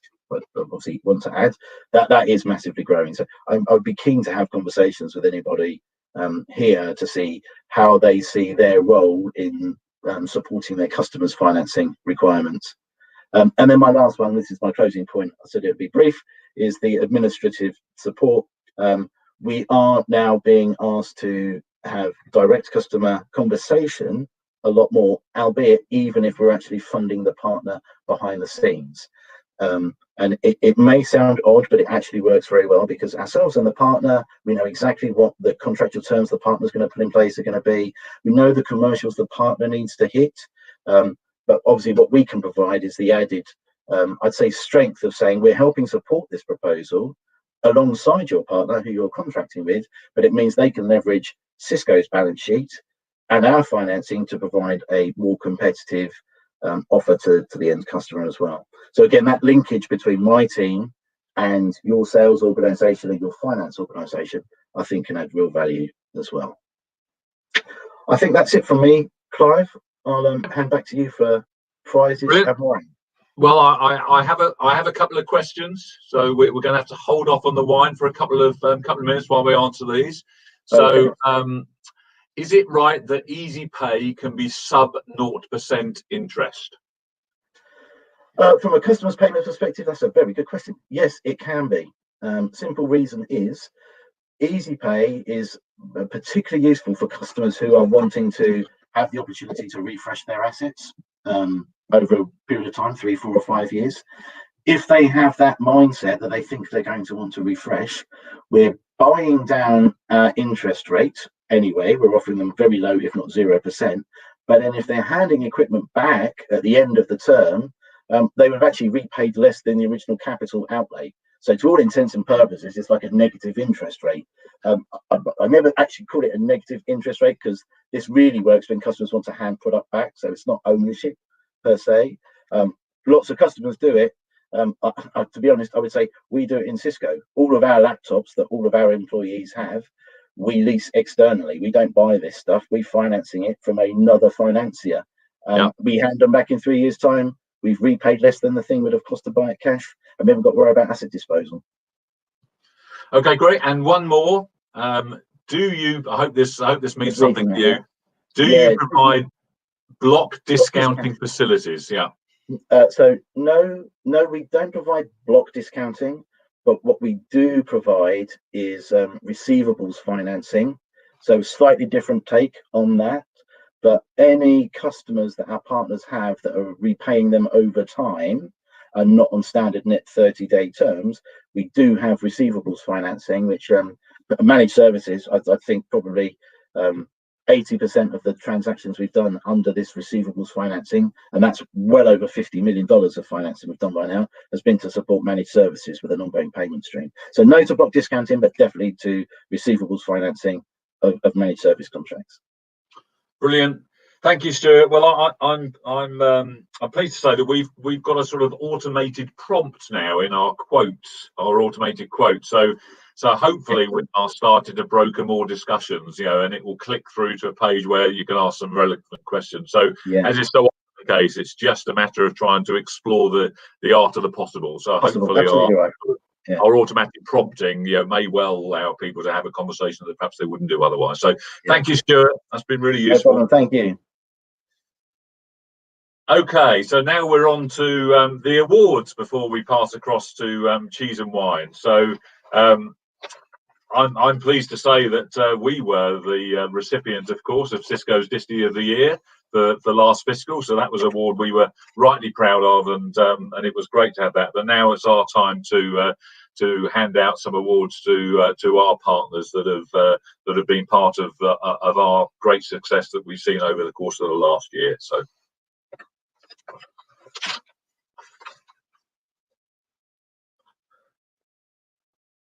I'm hoping something will pop up on screen now. So for the first award, Partner Growth Award.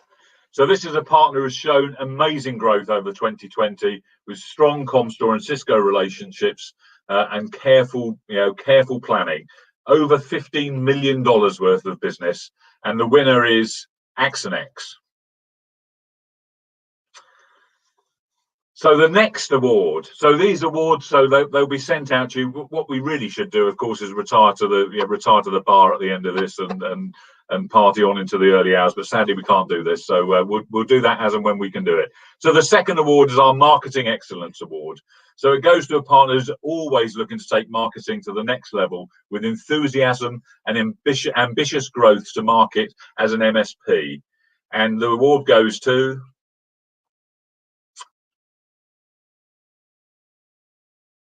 Protos.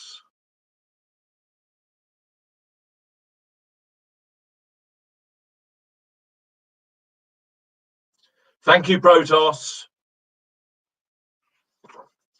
Our third award is to a partner that's embraced our architectural plays and has accelerated their architectural business, particularly in security. So this is a partner who's driven complex security solutions and EAs to secure new business. Now recently advanced security, and the winner of our Architecture Acceleration Award for security is Camworth.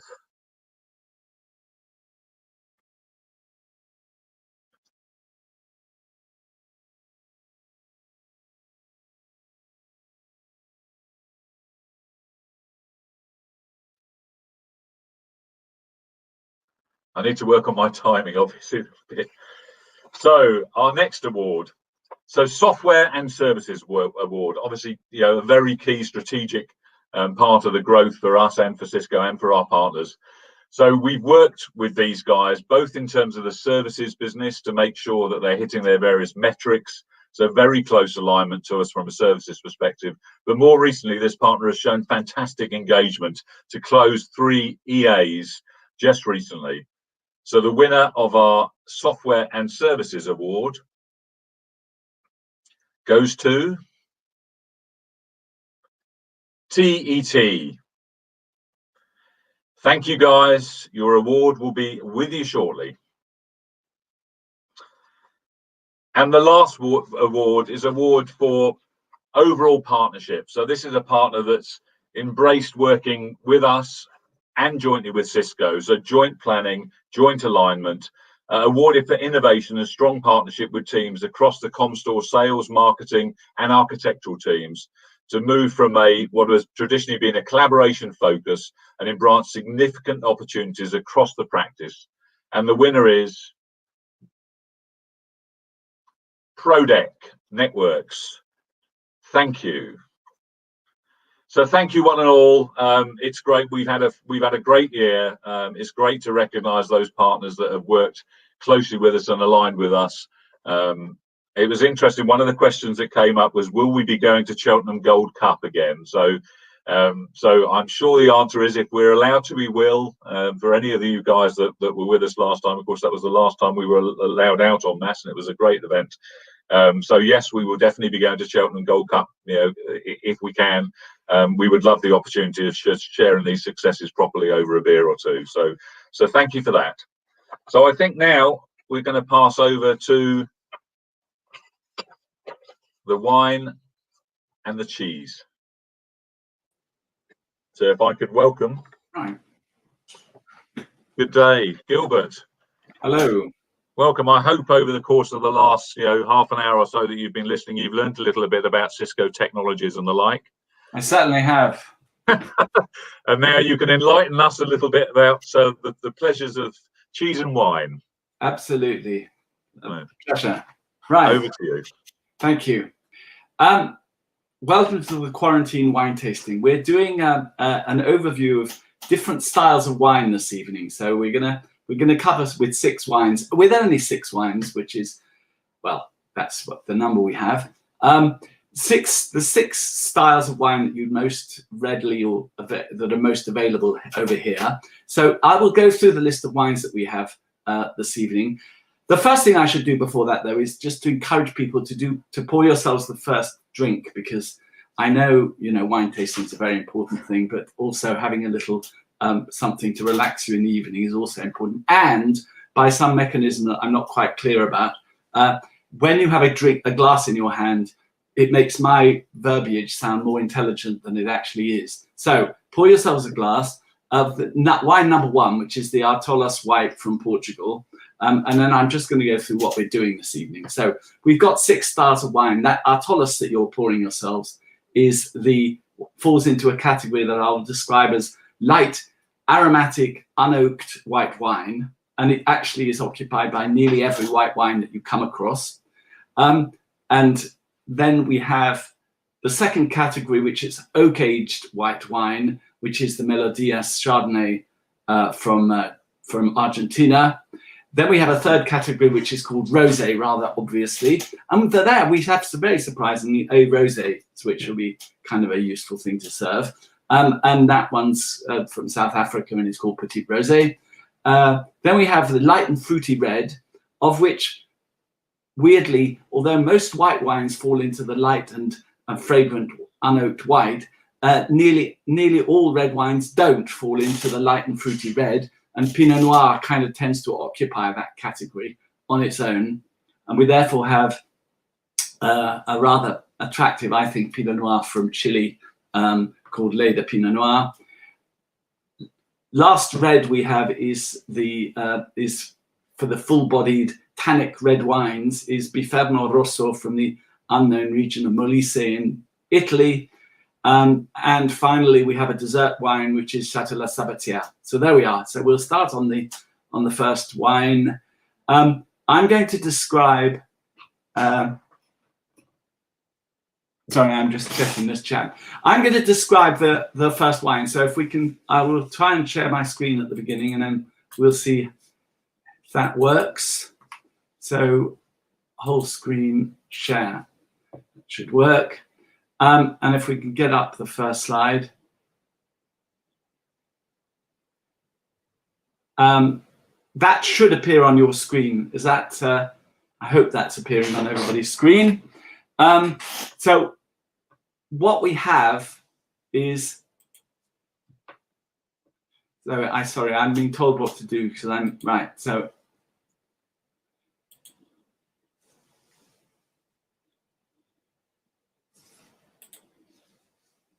So I have to stop sharing. There we go. Okay, so.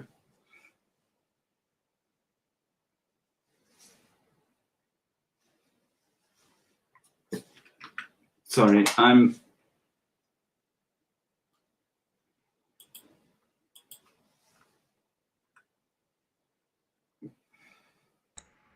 trying to get out of this screen. Gilbert, if you can just press exit on your keyboard. Doesn't work.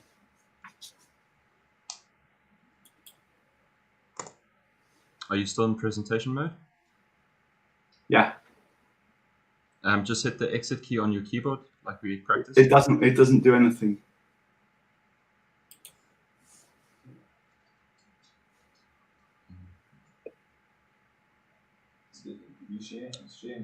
Just exit your presentation again and just open it up again. So I'll leave the meeting. No, your PowerPoint presentation. Okay, but I couldn't. I have now. Okay, so you can see us again. Yeah. Okay, perfect. So if you want to share your screen, just share your screen and I'll see it in the background. So back over to you. So, yeah. Share the whole screen, right? I'm doing that now, but it hasn't brought up the screen. Perfect. Now just click on your PowerPoint presentation. Yeah, that's in another There we window. go. There we go. I can see it. Right. Okay. So fine. And you will close that down for me when I've finished. Perfect. Yes. Okay. Fine. Thank you. Right. For everyone else then. So we have a wine called Atollas White that's from the Lisbon area in Portugal. Portugal has a bit of a limited reputation, or a slightly negative reputation in this country, because they haven't traditionally always produced the best wines in Europe, rather old-fashioned rustic wines. But I think this is a good example of the modern Portugal, showing lovely fresh fruit flavors of a type of style of wine that is delicate, with these lovely tropical, spicy, lemony notes that that you wouldn't want to interfere with a wine like that by putting it into an oak barrel, and therefore you have a very good example of a modern winemaking technique that's relatively new to Portugal, but that's been developed in keeping with demand from the general public, who want these lovely fresh light wines. And I think it's one of the wines that brings up the whole level of Portuguese wine in people's estimation, and is the future of Portuguese winemaking. And whereas they had this reputation of making rather rustic reds in the past, they've now got a huge following for white wines like this, and even much more sophisticated red wines, particularly up in the Douro Valley, where they had previously only been known for making port, whereas now they're making dry wines as well, and often very high quality wines. So that's really all I can say about Portuguese wine, and I think it's a very good example of a Portuguese wine that shows the way forward and the new Portugal, if you like. So if I can go back and see what people thought of that wine. I'm not quite sure how to get this off screen, but could Alex help me? There we go. Gilbert, it seems like you've dropped out of the Zoom call, so the people in the Zoom call, they can't hear you at the moment. So if you just hit exit on your keyboard now. Yeah, I've stopped sharing on that one. Perfect. Right. And if you can just enter your Zoom call again for me, please. Sure. Hold on.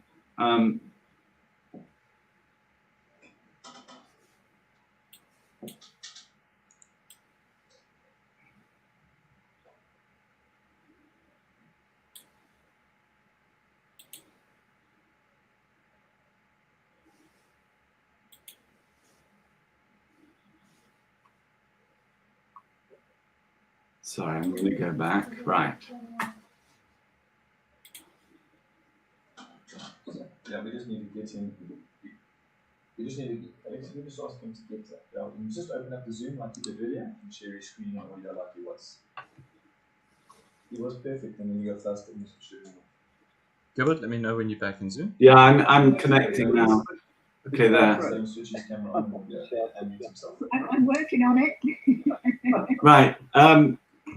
Please unmute yourself in Zoom, Gilbert, and switch your camera on. Yeah, I tried to start on the white, I haven't gone onto the red yet. Sorry. Sorry, I didn't know that there was a Zoom call. I was sat in the other call on the own. Yeah, I know. Clive was supposed to tell people what was going on. There was a little button there that was flashing that you had to press. But Clive hasn't made it into this room, I don't think. Clive, are you there? Not yet. Hey, not yet. Afternoon, everybody. Mike joining. Hi, Mike. Hi, Mike. How are you? Good. Good. Yeah, good. How are you? Very good. Yeah, well, quite enjoying the alcoholic. Yeah, I've got some celery and apple with me as well. Can people hear me on the Zoom call? Yes. Okay, so right, am I just continuing this on Zoom? Or I don't know what to do. Yeah, you carry on with both of the links like we practiced yesterday. So you're going to stay on this studio like you are right now, and you're going to stay in Zoom like you are now, and then you can carry on your wine tasting. On the venue link, I think you can hear us on the Zoom link.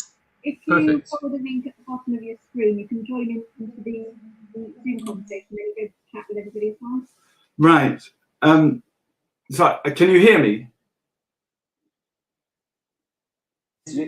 Yes, we can. 100%. Please carry on. So, and I've started the video again. Okay, so sorry, I am in the Zoom meeting now. Is that right? Perfect. And you're going to stay in the other meeting link as well, in the studio link. So please carry on. So we're okay. Okay, fine. Yes, we are all good. Thank you. So, in fact, I mean, so what did you think of that? And by the way, I should have mentioned also, if you've got a goat's cheese, that should be the cheese that is going to go best with this lighter, unoaked style. So I'm kind of planning about the goat's cheese with the first wine, the brie with the more full, with the richer oak aged Chardonnay, the cheddar with the reds, and the blue cheese definitely is the one that would pair only with the dessert wine at the end of the tasting. The rosé is going to go well with everything. So any of the cheeses that you feel like tasting with a rosé, I think will be a benefit. But that's as you go through the tasting, you should see the tasting progressing from lighter to richer, and therefore the cheeses from softer and creamier towards more full substantial cheeses. Let's move on to the second white wine at that point, which is the Melodious Chardonnay. Do I need to share the screen again to get this up on screen? Yes, please. Right. So, and that's share it in the Comstore screen. In the StreamYard link. Streamline. One way. Yeah. Okay. So the problem is I don't know how to get out of this, because this is occupying my full screen. The Zoom meeting. Gilbert, I think it's fine if we don't need the slide. Yeah. Just fine. I think that was perfect. And I just want to let the audience know that still viewing it in the event platform, just below the video, if you can click on the link and you can join the rest of the audience for the wine tasting. Thank you. Over to you, Gilbert. Thank you. Okay, so Melodious Chardonnay from Argentina. How many people are anti-Chardonnay? I always like to ask this little poll. I just asked for a show of hands, up or down. Any general? Because I like to address, I mainly aim this wine at the people with their finger either down or horizontal.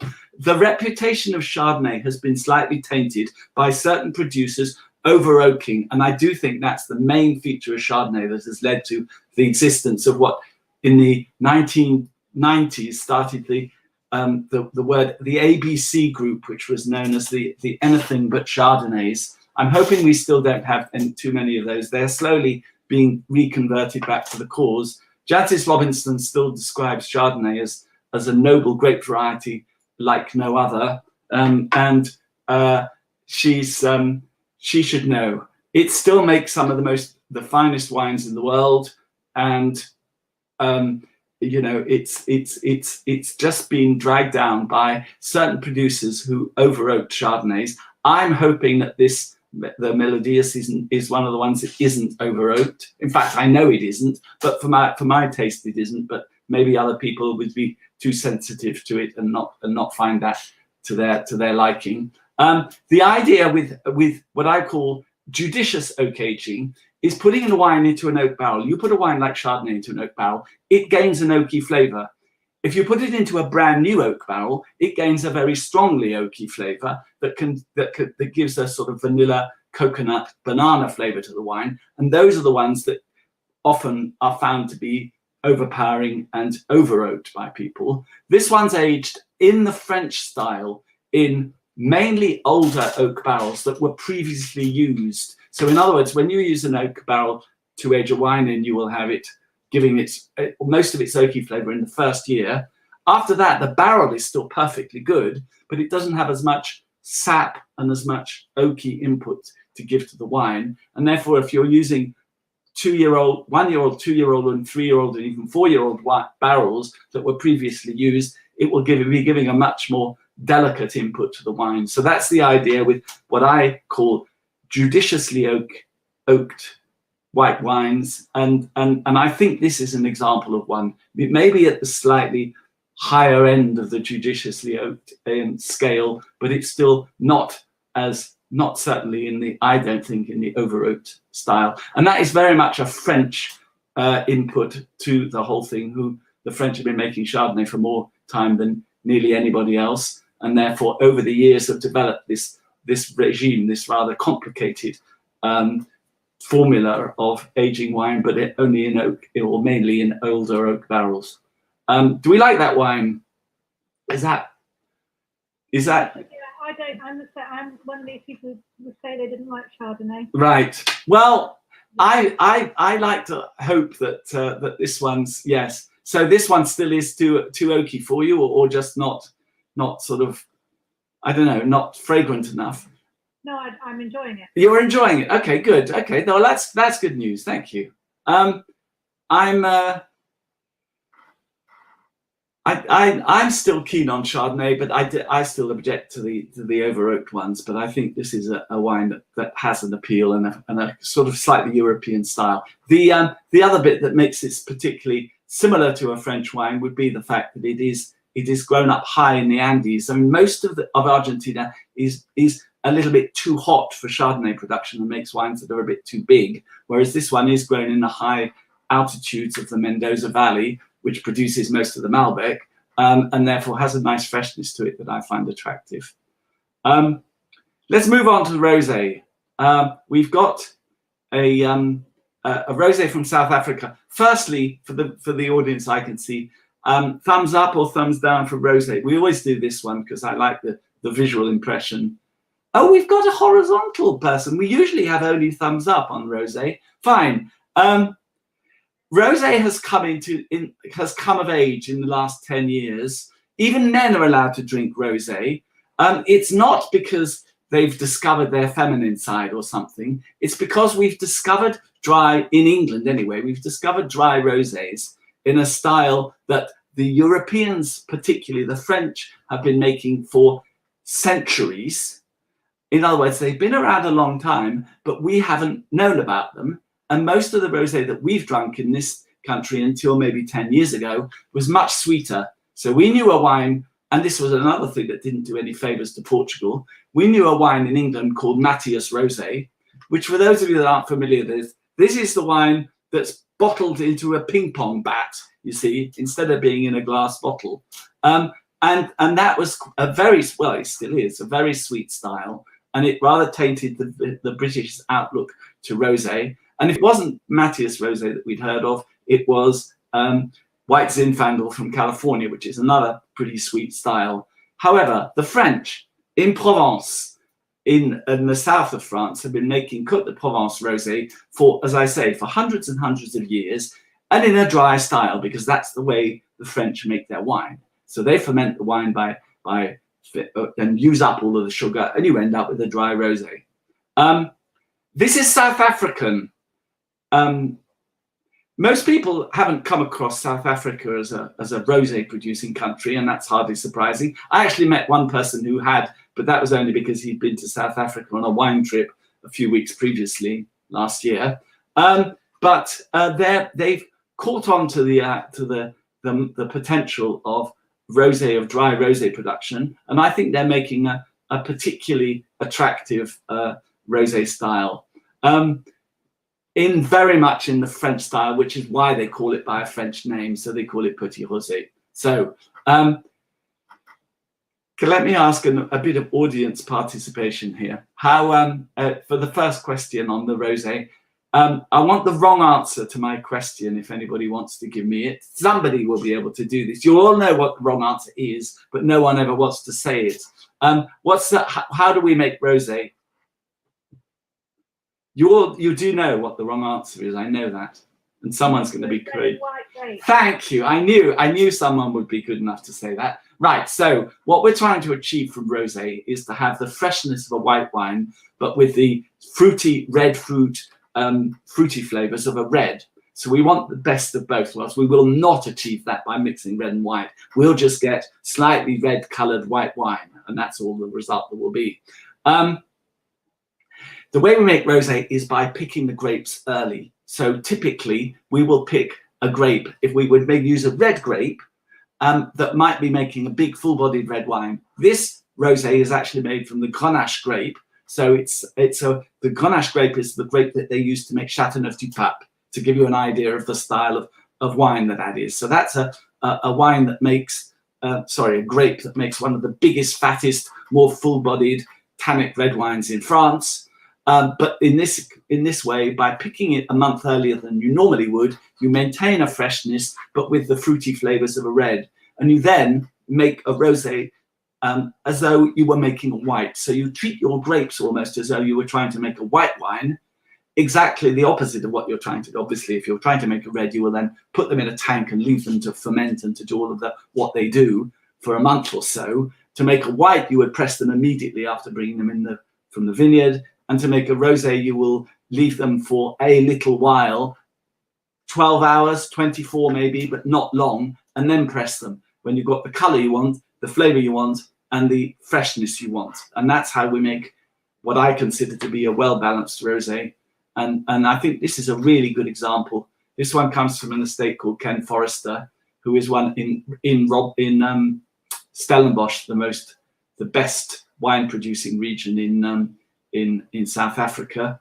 And he's started making rosé in response to public demand. And I think he does a really good job.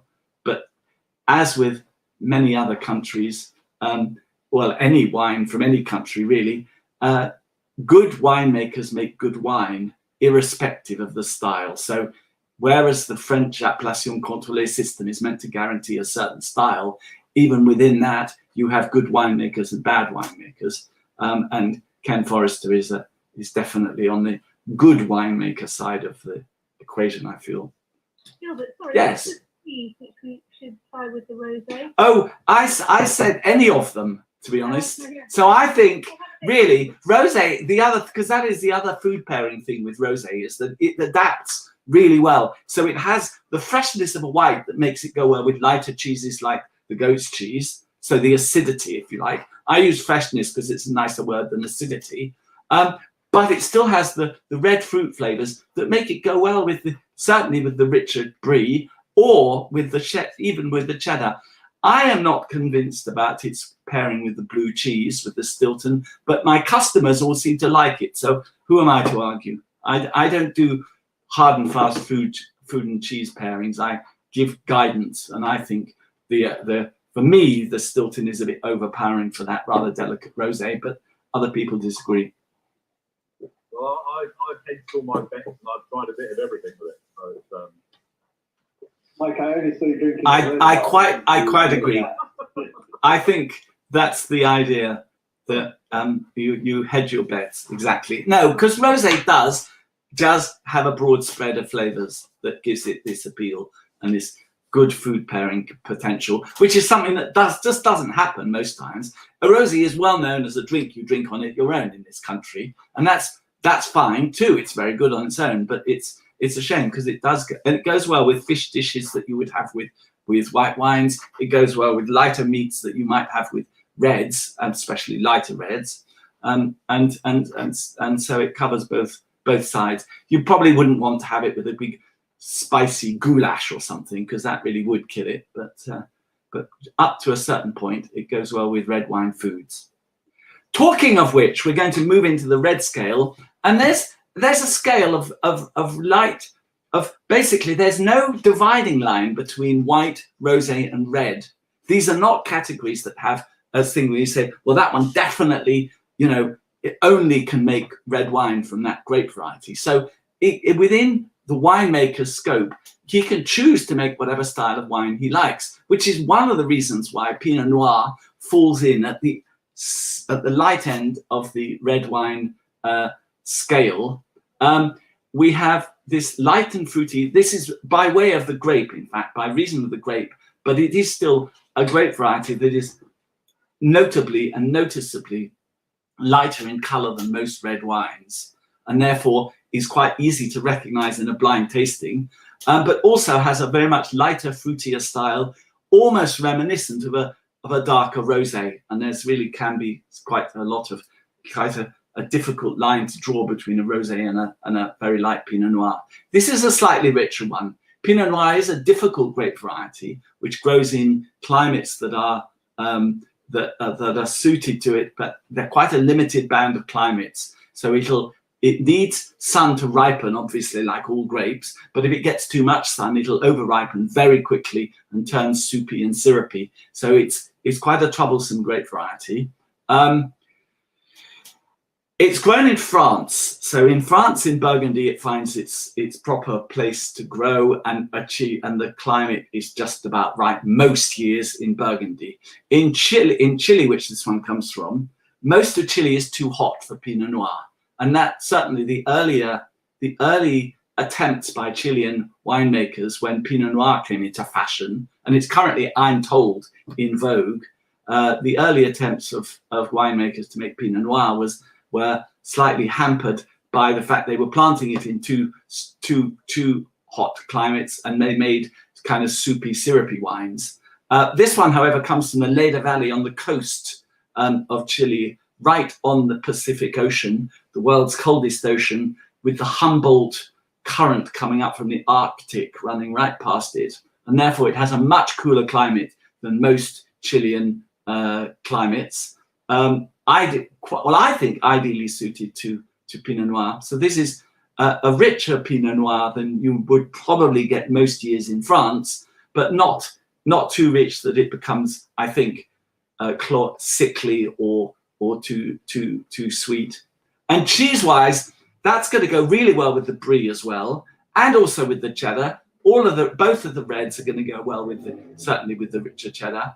I'm also, yeah, I slightly think Pinot Noir is a little bit too light to go with Gorgonzola, or sorry, with Stilton. But it's up to you. You know, it's your party. But that's the troublesome Pinot Noir has been well liked and unliked, and it tends to be a rather polarizing grape variety. So mostly the people that don't like Pinot Noir really kind of don't like Pinot Noir. But it has a big fanatical following of people that like lighter, more delicate, more easy to drink styles of wine. And very importantly, one of the reasons that Pinot Noir can be served chilled, which is what I suggested to people, that you might want to chill it slightly, but not have it at fridge temperature. So that, in other words, when you took your wines out of the fridge before this tasting, they've been allowed to warm up for the last half hour. So they've hopefully reached a more below room temperature, but not quite fridge temperature. And one of the reasons for that is that it does tend to have a slightly higher acidity than other red wines, which is in a scale that I describe temperature of service as being inversely proportional to acidity. So in other words, white wine, high acidity, low temperature; red wine, lower acidity, higher temperature; Pinot Noir in the middle at the lower end of the higher end of acidity of reds, therefore lower temperature, but not as cold as white. The other bit that makes it attractive to people and makes it a wine that you can almost drink on its own, or more a red wine that's better to drink on its own, is the lower tannins. So it tends to have quite light tannins. Tannin, which can be a little bit harsh on the palate, whereas I don't think this one's particularly harsh. Tannin is what you get in overcooked tea. It's that bitter flavor and tongue coating texture that you get from overcooked tea. It's unattractive in tea. In wine, it's an essential feature to give it a structure, to help it to age well, but very importantly, to help it to go well with fatty foods, which is hence the reason why we get big tannic red wines of the type that with just an attempt to show that this description of my wines flows seamlessly from one wine to another with in an unashamed attempt at some sort of form to this wine tasting, which is, I think it lost a little bit at the beginning. So basically tannic red wines are generally, and particularly in the European ones, are generally wines that are not even really intended for wine tastings. These are very much food wines. So if you've got any cheese left that hasn't been finished already by this stage, This is the next wine, the Biferno Rosso from Italy, from Molise, is definitely the wine that you obviously, I think it's a good idea to taste it on its own, but then you can try it again with any of the cheeses, but particularly the cheddar, and see how much the adage works. That is, there's an adage that goes, you buy wine on an apple and you sell wine on cheese. So basically the idea is that if you're trying to flog somebody some average wine, is to serve them a little cheesy snack with it, and suddenly your wine will taste a lot better than it otherwise would have. And it definitely works. So the cheese brings out the fruity flavors in the wine, and the fattiness in the cheese smooths out the tannins in the wine. So the two interact. It's not just wine going with cheese, it's cheese going with wine. And that's particularly with red wines where the interaction is mutually beneficial. So your cheese seems to taste less fatty when you have it with a red wine, particularly with those tannins, and the wine tastes less tannic when you serve it with a cheese, or or a steak if you've got one to hand, or things like that. Big meaty dishes, fatty foods. Yeah, but sorry to interrupt. I think this say Patsy ought to post. We've got a new addition to the Comstore team, and he happens to be an Italian guy, and I think he'll be. Oh well, I hope he. I think we should raise our glasses to welcome Giorgio to the team. Giorgio, welcome. Hello, Giorgio. Welcome, Giorgio. Do you mind if I ask Giorgio a question, because I've got an idea with this, because this region, this appellation, this wine, Biferno, is called Biferno because it's named after the name of the place it comes from, which is a little region in Molise in Italy. Giorgio, had you heard of, do you want to answer that? Had you heard of Molise? Or had you heard of Biferno, I mean, really? I think you're on mute, George.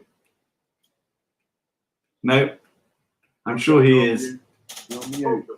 Focus, Giorgio. He's trying, Clive, he's trying. Yeah, I can see him moving.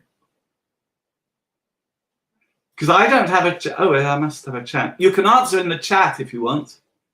Anyway. Yes, we can. Ah, perfect. Right, okay. So, I'm through one speaker and talking through another. Right. So I come from a place called Benevento. Okay.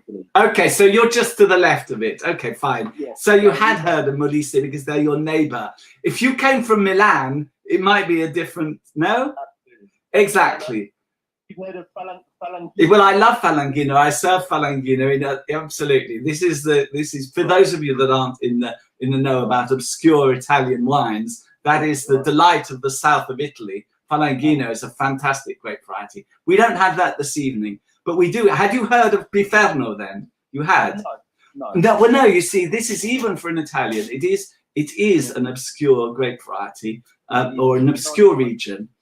This one actually happens to be made from your grape from Campania again, it's 50% Aglianico, which is from Campania. So it's a blend of two grape varieties, Aglianico and Montepulciano. That's so what I make. Right. Actually, my father still makes that at home. What? We make Montepulciano. In Beneventano? No, in Milton Keynes. You're joking. What, you mean planted? Seriously? No. But our parents generation still buy grapes. Oh right, so but from Italy. Yes. Yeah, okay, you haven't planted Montepulciano in Milton Keynes. No. Okay. No. Right, fine. No. I was worried for a minute because I was going to give you some advice in that case. Well, anything will sound better than Milton Keynes. Yes, so fine. Anyway, so there it is. That's a good little highlight of the obscurity of Biferno and Molise. This is well, I mean, you may not know this bit. Molise is only a province of Italy that's existed since 1963. It actually was part of Abruzzo until its neighbour Abruzzo until 1963 when they declared independence, which I think is a thing that only Italians can do. Only Italians could declare independence of a state and make themselves into the most unknown state in Italy. But is the wine, more importantly, because this is all irrelevant, is the wine good? Yeah. I think good. I think most people find this the most attractive and the wine they like the most in this tasting. And I wanted, just because I touched on this, but I've just described it, but I want to explain something that is important to bear in mind with European wines made from several grape varieties, i.e. blends. And the word blend doesn't have an attractive reputation, but it is very much an important feature of the whole principle, the ethics of European winemaking, which is rather well summarized, I think, by one of the chefs who describing why we make wines in Europe with several different grape varieties quite often, not just one, which is the New World kind of attitude.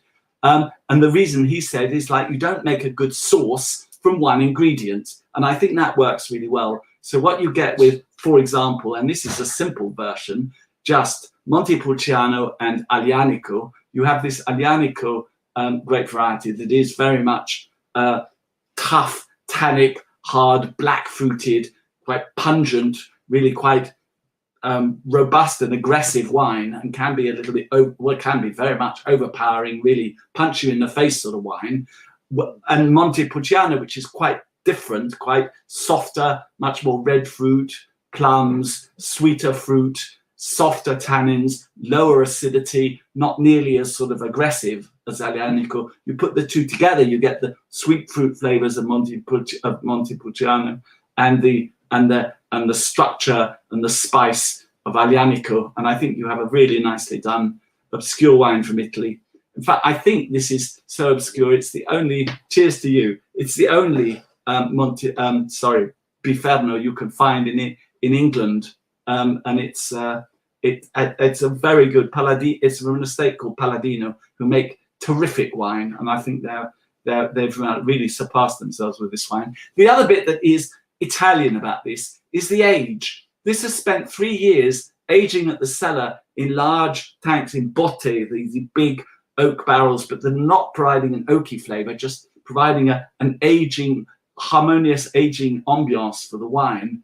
And the result of that is you've got a wine that's smoothed out. Even if it had any hard edges, they've been, again, smoothed out by that aging. And that's a typically Italian kind of attitude that contrasted with a French one, where the Italians tend to sell their wines or put them on the market when they consider them to be, ready, to be matured, to be at the right stage in their development. Whereas the French tend to have, the French invented Beaujolais Nouveau, let's put it that way. So well, it's actually, that's not necessarily true. It's more the English that invented Beaujolais Nouveau. But anyway, the French supplied it, which is basically make a wine and sell it as fast as you possibly could. So that's more of a French attitude, which is a similar wine that you might be making in Bordeaux. They will sell you a wine like that from last year's vintage and then say to you, well, all you need to do now is stick it in your cellar for 20 years to wait. And then the customer goes, well, actually, I want to have a drink this evening. I don't want to wait 20 years. And that's why Italy and Spain are the two countries that have been best at providing more mature wines that can, that you can drink at their readiness rather than waiting around for them. So we are going to try and get through to the dessert wine, which I have recommended. This dessert wine made in the Bordeaux region, but not in Bordeaux, in fact. So this is a Montbazillac. This is called Château la Sabatière.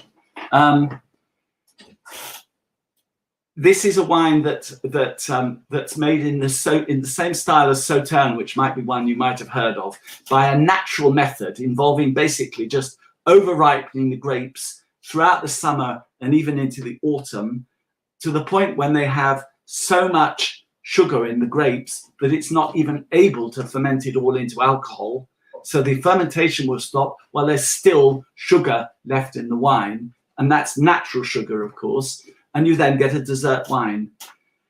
One of the elements that I describe with dessert wines is that they should be balanced. So, and the way you achieve, this natural process of making the dessert wine does achieve that, because throughout your summer, you're ripening grapes, so increasing sugars in the wine and decreasing the acidity.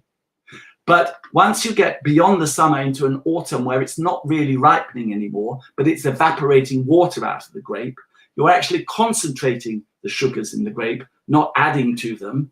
You're concentrating the existing sugars, but you're also concentrating the acidity of the wine, because the only bit that evaporates out of your grape is the water.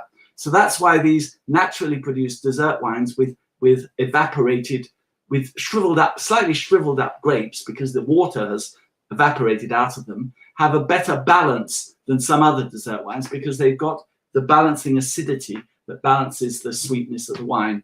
And I think this is a really nice example of a fairly rich dessert wine, but that has a nice acidity that makes it not cloying and quite nice and fresh. And you get those lovely candied citrus, more citrus sweets type of flavors, crystallized lemons, strawberries, even pineapple, but with a nice fresh acidity. And cheese-wise, this is a wine that really benefits from the Stilton, or because these blue cheeses, you get the saltiest of cheeses combining with a dessert wine, and you get the salted caramel effect, simply, really, where the salt is balancing out the sweetness of the wine and makes for a more harmonious combination than perhaps any of the previous ones, I think. Which is why I encouraged you to leave some of the blue cheese for the last. And it's a traditional thing everywhere in all countries. Just next door to the Montbazillac region, which is just to the east of Bordeaux. Within Bordeaux, you have a more famous dessert wine called Sauterne, which is traditionally served with Roquefort, so the French's version of our blue cheese here. The Italians will serve Vinsanto with Gorgonzola. The English the tradition in England is to serve port with Stilton. Not that we actually make the port, but just that because we have such a good relationship with the Portuguese that we ended up buying their vineyards, which is why you end up with all of these English names in Portugal. But that's a combination that everybody has already discovered. It's not my idea, but it's I think it is a worthy combination of cheese and wine that's often overlooked, because we call these dessert wines, which is fine, and they do go well with desserts, but it's a bit of a shame because there's a lot more other, I think more worthwhile pairings than just putting something sweet with something sweet. And I think this one with the blue cheese is much better. So yes, I hope that's covered a brief overview of the world of wine in half an hour. But anybody got any questions that they want to put? As you may have noticed, I'm not capable of multitasking, you see. So, of course, looking at the chat and then talking at the same time is just going to end in disaster. But if anybody wants to ask me any questions, I am absolutely open to that. Where do we get more of the Italian wine? Oh, well, yes, I often get asked that question. And I have to say, there's two options. I think it may be that I'm the only retail selling that wine in England. It's certainly the only Biferno that I have come across. So you get in touch with me by some route that you can find. But it's basically, I don't know of anybody that's selling this wine. And you can look it up. I'm not sure. I may be right, but I'm not sure. So have a look around. It's not expensive. Nathan has got a good link, actually. Has he? Thanks for that, Nathan. Okay, well, there you go. Have a look at Nathan's link then. But I mean, anyway. I have a question about cheese. Please. But why is the most delicious mild cheese the smelliest? Which one was that then? Sorry? The Cunworth. Which is the goat's cheese? No, not the goat's cheese. Soft cheese. Oh, yes, sorry. It's the brie. Well, yes. Okay, well, that's the washed rind. So cheese is, I mean, that's the style of cheese I like. So brie, that brie style with the washed rind, which is soaked in brine or some other liquid. I think Tunworth is soaked in wine, but I may be wrong on that. And they get stinky because it involves bacteria, and they do go stinky quicker than other cheeses like cheddar, which basically goes off before it starts to get before it gets really stinky. So it's the washed rind thing that is sort of fermenting almost, and that's why they get that attractive aromas. Yeah. And it's from my local county, so this is a Hampshire cheese. So Oh, is it? Okay.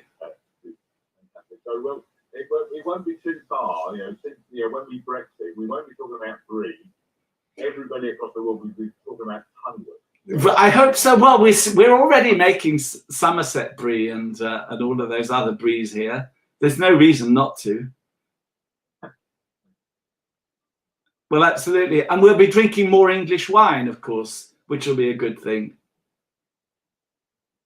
Yes, I had one of my French colleagues who left and is now working for Cisco, and her father was a big winer. Had a fantastic stock of French wine here for Israel. I bought her a lovely English sparkling wine as a leaf present. Good. Because she was over the moon.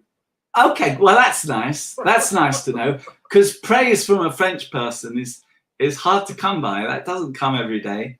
But even the French, it must be said, because I do get asked about this a lot, if the French have noticed and actually accepted the potential of English sparkling wine production, to the point where, as you may not, Tétanger, one of the best champagne houses, have bought an estate in Kent called Domaine Evremont that they have planted in 2016 and is going to be coming into production soon and making English sparkling wine.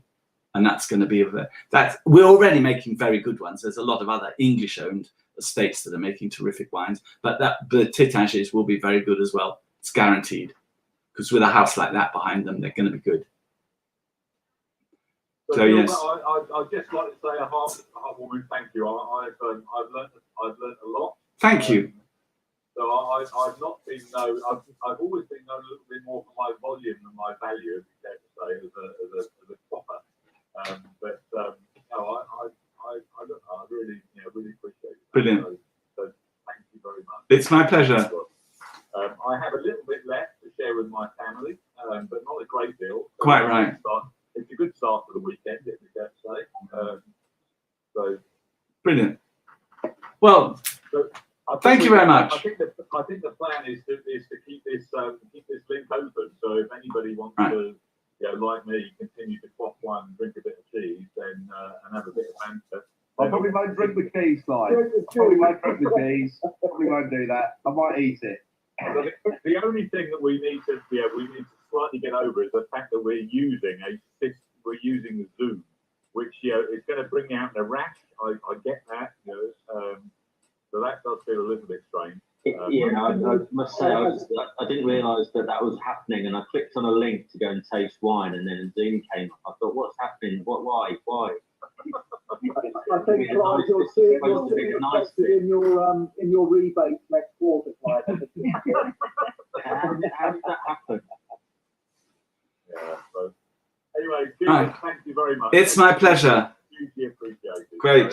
Have a lovely evening. Thank you. Thanks. Bye. This is the bit where